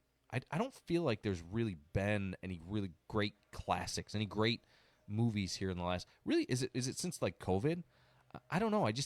Streaming is sort of it was partially due to COVID, but it was mostly because streaming was so convenient at the time that right. Companies started just pushing money out to do streaming instead. But Project Hail Mary was good. Yeah. Oppenheimer was pretty decent. I don't want to rewatch Oppenheimer, but I think it was a well-made movie. Like, it was a classically made movie. It wasn't one of these, like, did you know that producers at Netflix are telling movie directors and screenwriters start making the characters narrate what they're doing, because when people turn on Netflix, they're not always paying attention. Right. We're at that point where I'm like, okay, we're not making movies anymore. Like, this is stupid. Well, and that's kind of what I feel like, is that like there's just something off about movies since they turned on CERN or something. I don't know what it is. Anyway, commercialization. Yeah. Well, one of the ones that's coming up, which is terrifying me right now, right? Because, and you and I both really like the story. A lot of people, I mean, there's a reason why the story of the Odyssey has been passed down from generation to generation, and it's such an important part of just like the history of the world. But whether it's Tom Holland saying my dad is coming home, or whether it's the actors and actresses chosen to portray certain characters, Christopher Nolan's upcoming movie, The Odyssey, has raised some eyebrows, so to speak, and I am concerned, because this is a movie that when I heard that it was coming, I was, oh man, this is going to be cool. And then when I heard that Matt Damon was going to be in it, I was like, oh, that's kind of an interesting choice, I suppose. But now it's gone even further than that. I mean, some of the choices that Nolan has picked to represent characters that we have a historical image of in our mind's eye, like this is what this character represents, this is what they not just look like, but this is who they are, this is the spirit of who they are, Achilles being one of those. Man, I've seen some stuff that's really concerning. Yeah, I again, not 100% sure on all of the casting decisions myself. And I did say in the break, Christopher Nolan is known for his left field casting picks. Like, he knows sometimes, he got a lot of flack for Heath Ledger. He got a lot of flack for Christian Bale. Got a lot of flack for Tom Brady. Got a lot of flack for, Anne Hathaway in those movies, and they all ended up being fantastic for their roles. That being said, there's a difference between Batman and the Odyssey for me, where I think you have a bit of a duty to preserve the story a little bit more, right? Instead of modernizing it because of its cultural weight, I think. Right. It's not Christopher Nolan's story necessarily. Right. But he is making it Christopher Nolan's portrayal of the Odyssey as opposed to the Odyssey directed by Christopher Nolan. Right. And that's where I am upset about it and it could be very good in a silo, in a self-contained, hey, this is this movie, this is this story. But the fact is that this story pre-exists all of us. Yeah. And the characters do, and the dynamic does. And if Elliot Page, who was born Ellen Page, plays Achilles, what are we doing? Yeah, it's a strange pick. Yeah. I don't know. I don't know. I actually was not hyped when I heard that he was making the Odyssey. Yeah. Because I like the Odyssey so much. I've read it so many times that it is such a personal thing where it's like now you're making, you know what I mean? Where I don't know if anybody could live up to the expectations. Does that make sense? I know it's not normal, but like I do get like a little bit of anxiety sometimes when like movie franchises that are my favorites come out with a new one because I'm like, oh crap, what if this is the one? Right. It's kind of like Batman. Okay, this could be really cool. It could also be devastating. Yes. Ninja Turtles, the TMNT, the movies, more recent Teenage Mutant Ninja Turtles movies did that to me with the Megan Fox and stuff like that. It was like couldn't believe what we were doing. What? Yeah, it was. I used the word devastating. And I think back on like Brad Pitt being Achilles, and I don't understand how we went from Brad Pitt to Ellen Page. Yeah, Elliot Page. Sorry, I'd get Alan Richardson to be Achilles or Henry Cavill. Henry Cavill, I think, already played Hercules. So yeah, I was just gonna say Alan Richardson would be a really good Hercules. Yeah. He would. Yeah, that would be a good one. Anyway, it is tough because anybody who loves kind of and it's not just classical and those types of stories that we grew up with, the generations before us even grew up with. Again, it could be superheroes, that have been around for a long time, but there are certain things that make up kind of the soul of the story, the dynamic, the relationships between certain characters and stuff like that, that only really makes sense in the way that that's who this person is. That's why they have these personality traits, these flaws, all of these things. And how can you change what an individual is by so much and it not affect a relationship to another character and how those two characters interact with one another? Yeah. And if you start going down that road, then eventually in my mind the story just does not make sense. That's my biggest concern about the Odyssey. Anyway, for me I'm afraid that modern sensibilities will start influencing the morality of the story, the integrity of the original work, where, like you said, this is separated by thousands of years. Yeah. Okay. He did not have the same opinions as us. Right. And that's okay. Well, and it's kind of like Django Unchained and some of these movies that have come out and things like that about really racist experiences, time periods, things like that. And you cannot whitewash it. You can't go back and retroactively fix. Don't sanitize it. Yeah. Yeah. You can't fix it. If we don't tell it the way that it happened, that's the whole point of history. Right. Is to avoid repeating itself. That's why you learn it. That's what the most important thing about teaching it in school is, so that we can avoid reliving it. And if we just pretend that it never happened, well, generations down the line, what are they going to do? They're not going to realize that that's not okay because it's going to seem like some sort of new idea to them. Anyway, Dracula is a good example of that. Mm. You know, I mean, think about what the actual Dracula did. Yeah. You know what I mean? But now, what is he? He's a Halloween costume. Right. You know, just a thought. But anyway, yeah. So, shifting gears, Chewy, on, what was it, Monday, right? Yeah, Monday was the school board meeting. It's already Thursday. Goodness gracious. It's all a blur.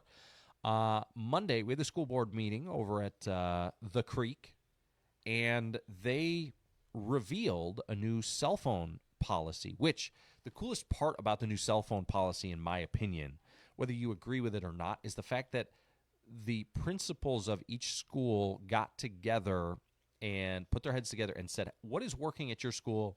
What is not working at your school? Here's what's not working at my school. Here's what is working.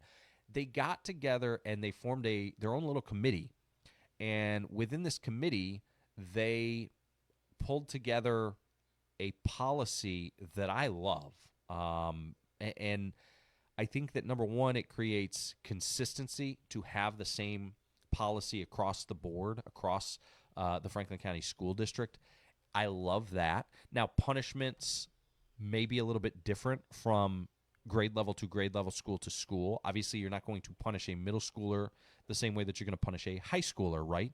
Mm-hmm. But the fact that we're going to have X number of steps, like the first step, the second step, the third step, you know, and what the response once they reach each step, the severity of the response, how that is going to rise and things like that.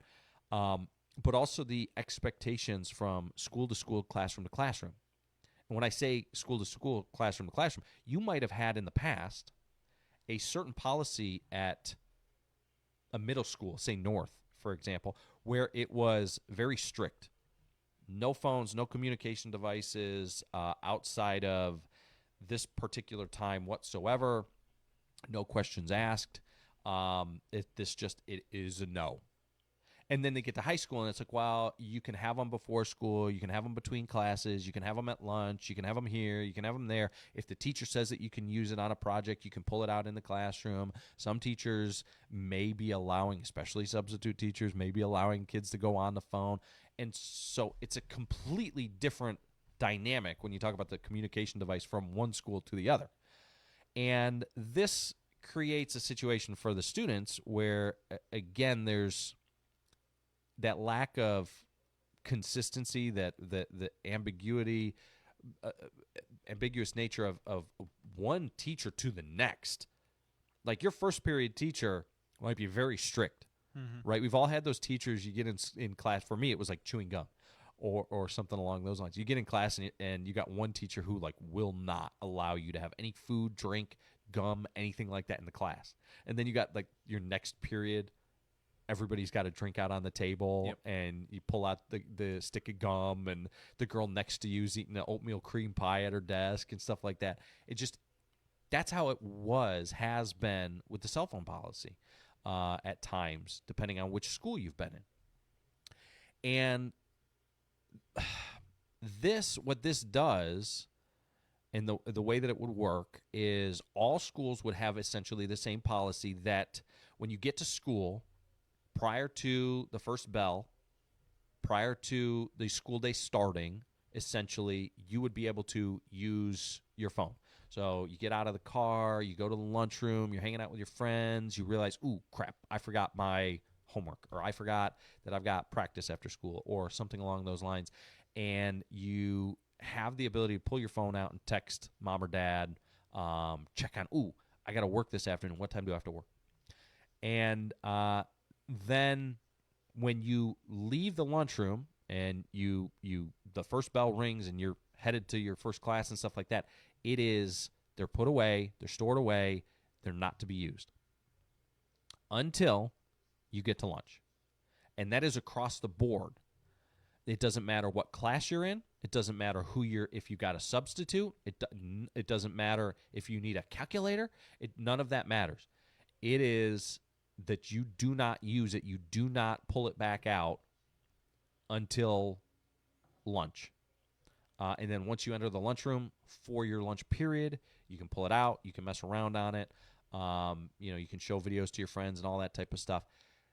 There are even certain things, though, as far as what you should and shouldn't be doing on the phone in the lunchroom, like TikToks and other things like that. I don't know what that specifically looks like, but they have certain things that they do and don't want the kids doing with their phones.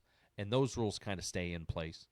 But from a communication standpoint, maybe you realized, I didn't check on work this morning, or I got a ride from my friend, let me text my mom, or whatever the case is. You can then pull that phone back out. You can have access to it. Now, what they don't want, what they want to kind of try and avoid, is for kids to pull those phones back out and everybody just be engaged in the phone, right? They still want the kids to be interacting. They want kids playing cards. Like I learned how to shuffle at the lunch table in school, because we were playing cards every day at lunch, me and my friends. And so they want a certain level of engagement. They want the face-to-face communication for these kids. They want them to develop interpersonal skills. And so there is a certain balance to that, but they also understand that they are a huge part of these kids' lives, and they want them to have that access to them at lunch. Then they leave the lunchroom, and boom, once again, they're put away. There is also certain emergency situations that may pop up as well. And the kids know that in an emergency situation, they request the kids. Now, can they keep the kids from pulling out their communication device in an emergency situation? No, not necessarily. But if there was an emergency situation and every kid in the school pulled out their phone and is all trying to text at the same time, what do you think that's going to create, right? So they have this new policy that is supposed to be level across the board expectations. This is what it looks like. If you're walking down the hall on your phone or something like that between classes, that used to be acceptable at Franklin County High School. That will, in this upcoming year, no longer be acceptable, right? There is some concern about pushback on it from both parents and students and other things. The kids at North, Holly Eastlick and Brittany Butner actually specifically presented this proposal to the school board, and Holly said that Miss Holly said that at first there was a little bit of pushback on it. It was tough at first, but ultimately what she has had is kids coming up to her and thanking her, kids focusing better, individuals communicating better. The high school is making an adjustment to what the middle school, that North Middle School, more of a reflection of what North Middle School is doing because it's worked so well at North Middle School. I'm also a big fan of this policy. Yeah. 100%. And I love it. I've seen teachers that I know personally on Facebook talking about the net positive effects they have been firsthand witnessing since this. Where, she talked about kids are playing, they're talking to each other again, they're laughing, they're not being rowdy, but they're lively again. Their heads aren't down, they're not super anxious.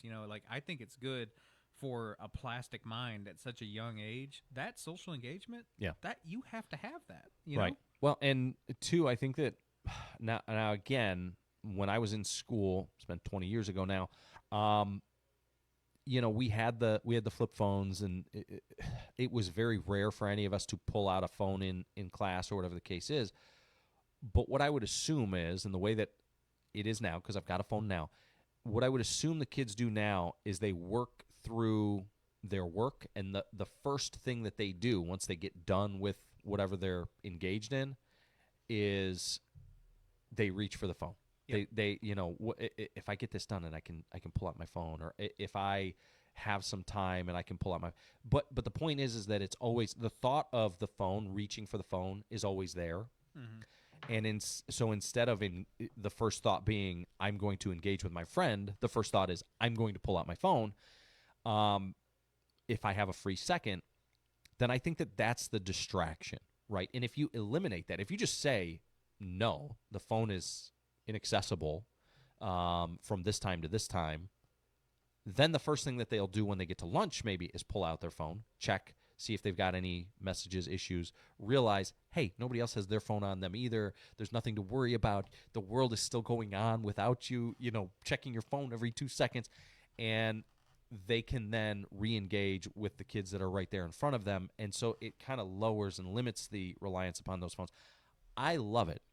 What is disturbing about it, Chewy, is literally that the challenge the schools face, and they talked about this, is that it goes back to parents not necessarily parenting screen time, using it as a babysitter for kids outside of the school. And I go back to, we've had this conversation about leaders within the communities, right? Like, if you're not getting phone calls and you're not upsetting people, are you doing your job, or are you just placating to the biggest number of people, right? That you can. Are you just making sure that everybody's happy with you, everybody likes you, or are you doing your job? Well, same thing with parenting with the cell phone thing. Just because you're not hearing noise or dealing with issues with your child, it doesn't mean that those issues aren't there, and it doesn't mean that everything's hunky-dory. It just means that your kid is learning those things elsewhere. Yeah. And they're engaged in things other than what you can teach them and how you can develop their mind. And that's not necessarily a good thing. Just because it's a quiet house, it's kind of like when you got a little kid, right? If you got a little kid or two at the house and everything goes quiet, Chewy, That's, yeah. you're gonna have to clean up crayon off the wall, or they're eating soap, or they just shaved their head. Yeah. Like, when it gets quiet, that's never a good thing. And I kind of look at that as how it is nowadays. Katie and I, the kids drive us absolutely insane. I feel bad for her. They do more her than me because she spends much more time with them, as I'm stuck here at the office later than she is at times, and it drives her nuts. But she also is engaging with them and parenting them. And so if they're on the video games, if they're on the phone, that's not a good thing. But what's really not good is we've got parents who complain about the school district. You're teaching my kid this, that, and the other thing. Well, you know what? I don't worry about that, because I teach my kids first and foremost. And then what the school teaches them, or what other kids in the school teach them, I am less worried about how that affects them, because I know what they know from the house. But if you're relying on the school to teach your kid about responsible cell phone usage or putting it down or whatever, then and kind of breaking the reliance upon it, then there's a bigger problem there that as a parent you need to address. Anyway, I'm all for banning phones completely in class. Yeah, especially in the class. Yeah, I don't even think you should have it in your pocket. You should leave it in the locker. Well, and they're not doing that for emergency situations and other things like that. But it is supposed to be silenced, off, whatever the case. It should be put away. But no, parents, and that's the other thing. I don't think that parents have the right to necessarily text their kid at any point in time. If you need to get a hold of your kid and they're at school, call the school. If it's an emergency, you know what we used to do? We would get a call, and they would call, the office would call down. That's what the intercom is for. They'd call down to the classroom and, hey, please send Joe to the office. And, it's okay. They're going to be okay. You don't have to have a direct line all the time to them 24/7 and have their undivided attention on you. Let them focus on school. I think that that's a good thing. Yeah. People can figure out how to get it. And even with me, with my kids, somebody said, well, my father said, wow, your kids, you really should have a phone. Why? Everybody else has one. Yeah. If they need to get a hold of me. Just to use one of your little yeah, phones. Yeah. Do you know my number? Yeah. Okay. We're good. Yeah, you'll be fine. You'll be good. You'll survive. Anyway, all right. What did we do before smartphone? We'll be back on the other side to wrap it up as a Therapy Thursday here on ESPN Radio, 1340 1069 WCDT Winchester. Drug-endangered children, we may picture extreme situations, but substance misuse can affect any child through unsafe environments, unsecured medications, or even impaired driving. Protecting children is everyone's responsibility. The Franklin County Prevention Coalition partners with schools and law enforcement to raise awareness and provide tools that keep kids safe. Because when we work together to protect our children, we are stronger together. Learn more at fcpctn.org/DEC. This project is funded under a grant contract with the State of Tennessee Department of Mental Health and Substance Abuse Got Services. a project to tackle or a party to plan? Skip the stress and rent it instead at Reliable Rental in Winchester. From tools and heavy-duty machines to chairs, tables, and event essentials, they've got what you need to get the job done right. Whether it's work or a weekend celebration, Reliable Rental makes it easy. Stop by 2433 Deckard Boulevard in Winchester or check out everything they offer online at reliablerentalfc.com. Reliable Rental. When you need it, they've got it. This is Daryl from Columbus, previously from the Paul Feinbaum Show. Check in scissor hands. I'm the wrong guy to ask, but what's the secret to a good haircut? A good haircut makes you feel confident. You know what I'm saying? Yeah. Like, when you get that haircut, you're going to walk out that barbershop, you're going to look in the mirror, and you're going to be like, yeah, that's it. And you're going to tip the barber. The Paul Feinbaum Show, weekdays at 3 Eastern on the ESPN app and on the SEC network. It's time for a local news break from the 931 Go News Center. Franklin County High School's Criminal Justice Club delivered an impressive performance at the Southern Middle Tennessee Criminal Justice Invitational, earning multiple top finishes across a wide range of events. The team captured first place in appellate court argument with Kaya Porter, Jenna Payne, Katie Crownover, and Hannah Clark. Porter and Payne also earned first in pretrial motion argument. In hands-on and tactical competitions, Taylor Blair and Keegan Nelson took first in the standardized field sobriety test, while Caden Dotson and Keegan Nelson won first in unknown response. Isaac Gomez and Caden Dotson placed first in stop, frisk, and handcuffing. Additional podium finishes included second place in fingerprinting for Allie Garner and second in tactical room clearing for Dotson, Gomez, Jackson, Jarvis, and Nelson. Several other teams won third place finishes in criminal justice trivia, domestic disturbance, felony stop, and vehicle search. And as graduation season begins and students head into summer break, law enforcement officials are also warning parents about online dangers facing children. Channel 5 News in Nashville reports that extremist groups are targeting young users through online gaming platforms, particularly Roblox, before moving conversations to private chat spaces like Discord. Experts say children can be manipulated into self-harm, blackmail situations, or even discussions of violence. Authorities warn that perpetrators may use tactics such as swatting calls or doxing to intimidate children into compliance. The FBI advises parents to watch for sudden behavior changes, unexpected injuries, threats of self-harm, or personal information being posted online. If you suspect a child is being targeted, retain usernames and platform information and report concerns to 1-800-CALL-FBI, tips.fbi.gov, or ic3.gov. In emergencies, contact local law enforcement immediately. For more local and area updates, visit 931go.com. Stay informed and stay connected to your community with ESPN Radio Winchester. When it comes to caring for your loved ones, choose a name you can trust.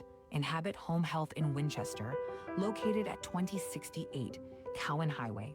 We're here to provide compassionate professional care right in the comfort of your own home. From skilled nursing to therapy services, our team is dedicated to helping you or your loved ones achieve the best quality of life. Call Inhabit Home Health today at 931-967-0633 to learn more about our personalized care plans.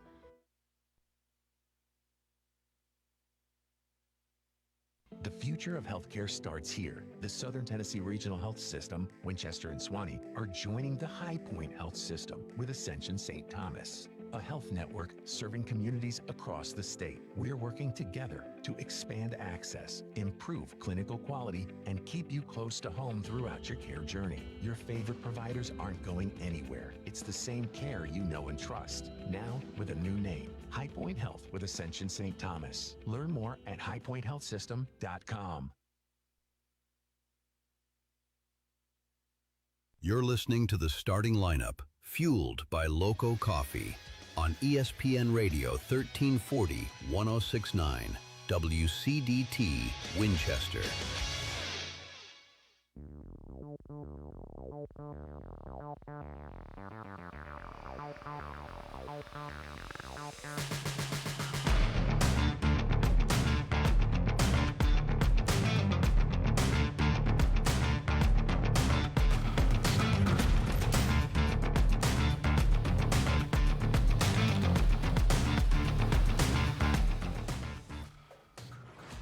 here on the starting lineup, ESPN Radio 1340 1069 WCDT Winchester.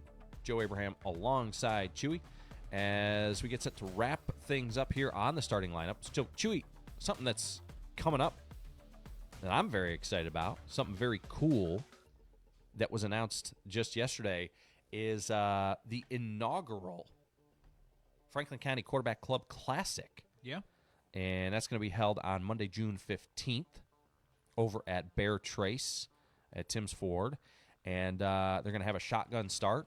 I believe it's going to be at 8 o'clock in the morning. And they're going to have team and sponsorship spots available, opportunities available for you to come out and play in that thing. I think Brett Crabtree wants to play on my team. I think that's what he was getting at yesterday when we talked about it on your show in the afternoon. I think it's a good choice. I don't know if Brett is any good at golf. I got to check and see. Here's what I need to do. I need to pull up a team of ringers. It would be pretty cool if we won that thing, huh? It would be kind of neat. I'm going to need a lot of help. We need a trophy. Oh, I'm sure that they'll come up with something.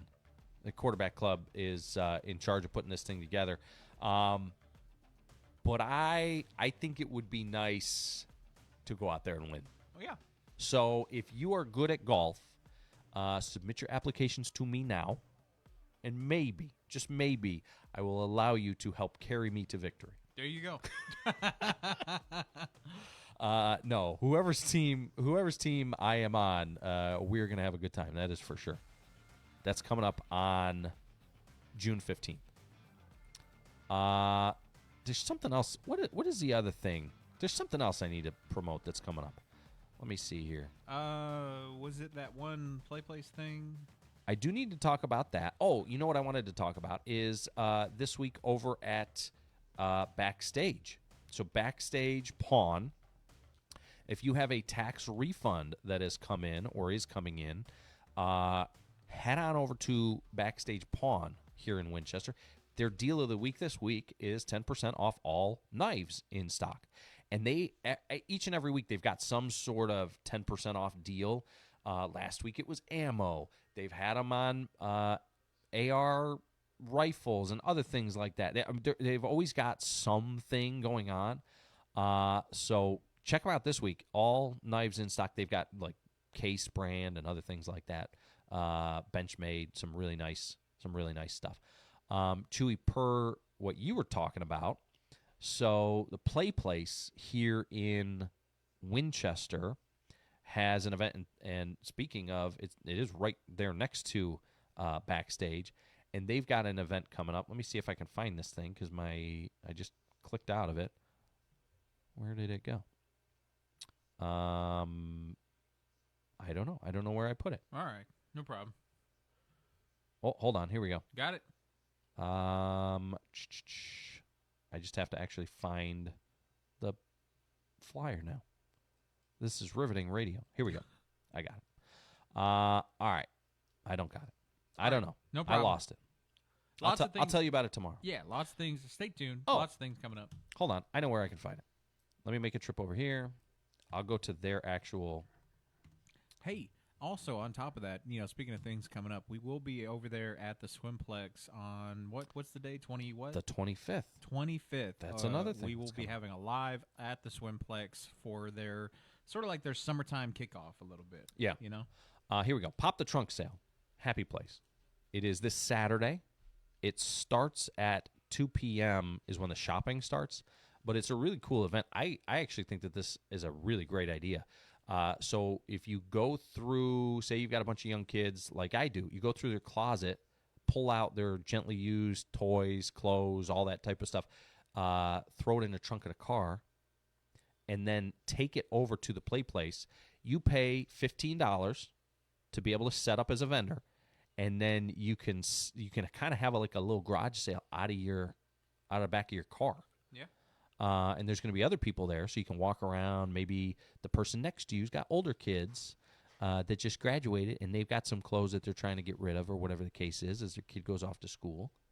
And you got the younger kids, and so you can sell your stuff from your younger kids, your little toys, and then help your younger kids who are now getting bigger get some new clothes by going over to the person next to you and pulling stuff out of their trunk. Yeah. Anyway, you can browse a variety of these types of items. It'll be over there at the the Happy Place, and Saturday, May 16th. I was reading the rain date is June 6th, and the Happy Place is located at 720 South College Street. Very nice. All right. For Chewy, I am Joe Abraham. I think we ended just in time, Chewy. My throat was getting a little scratchy. All right. Well, no problem. Tune in tomorrow. Same time, same place, yeah? Yeah. Coming up next, it is Reliable Rentals Swap and Shop, presented by the folks over there at Reliable Rental. And Chewy, speaking of, tomorrow I think we're going to make that announcement. Ooh, I'm excited for this. Yeah. Cool. All right. Have a good day, everybody. For Chewy, I am Joe Abraham. This is ESPN Radio Winchester. Hope it propels us, right? I hope it galvanizes us. That was a battle-tested win against a heck of a team on the road. It was chaos out there.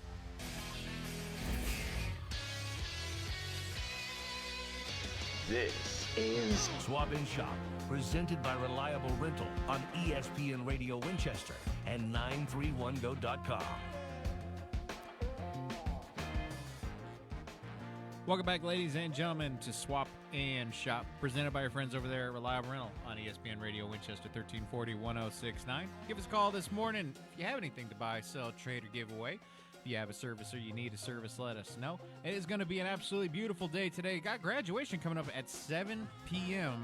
We will be live streaming that, hopefully. We'll see if everything works out tonight. And, so join us for that as well. Right now, though, you can give us a call, 931-967-3500, for anything you have to buy, sell, trade, or give away. This is the Swap and Shop presented by our friends over there at Reliable Rental is your oyster. Use it as you see fit. Just let us know what you got. I keep talking about this, side hustles. Man, I never hear about anybody's side hustle. Rarely do I ever get to hear or see from someone's side hustle, but then you see them pop up at a craft show or something, you know?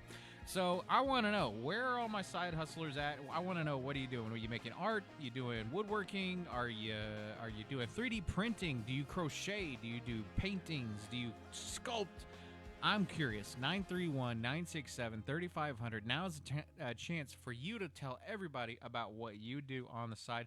If you do anything like that, let us know. If you're a crafter or maybe, I don't know, you're a maker of some kind. Maybe do cosplays or something like that. I want to know about what you guys do. 931-967-3500.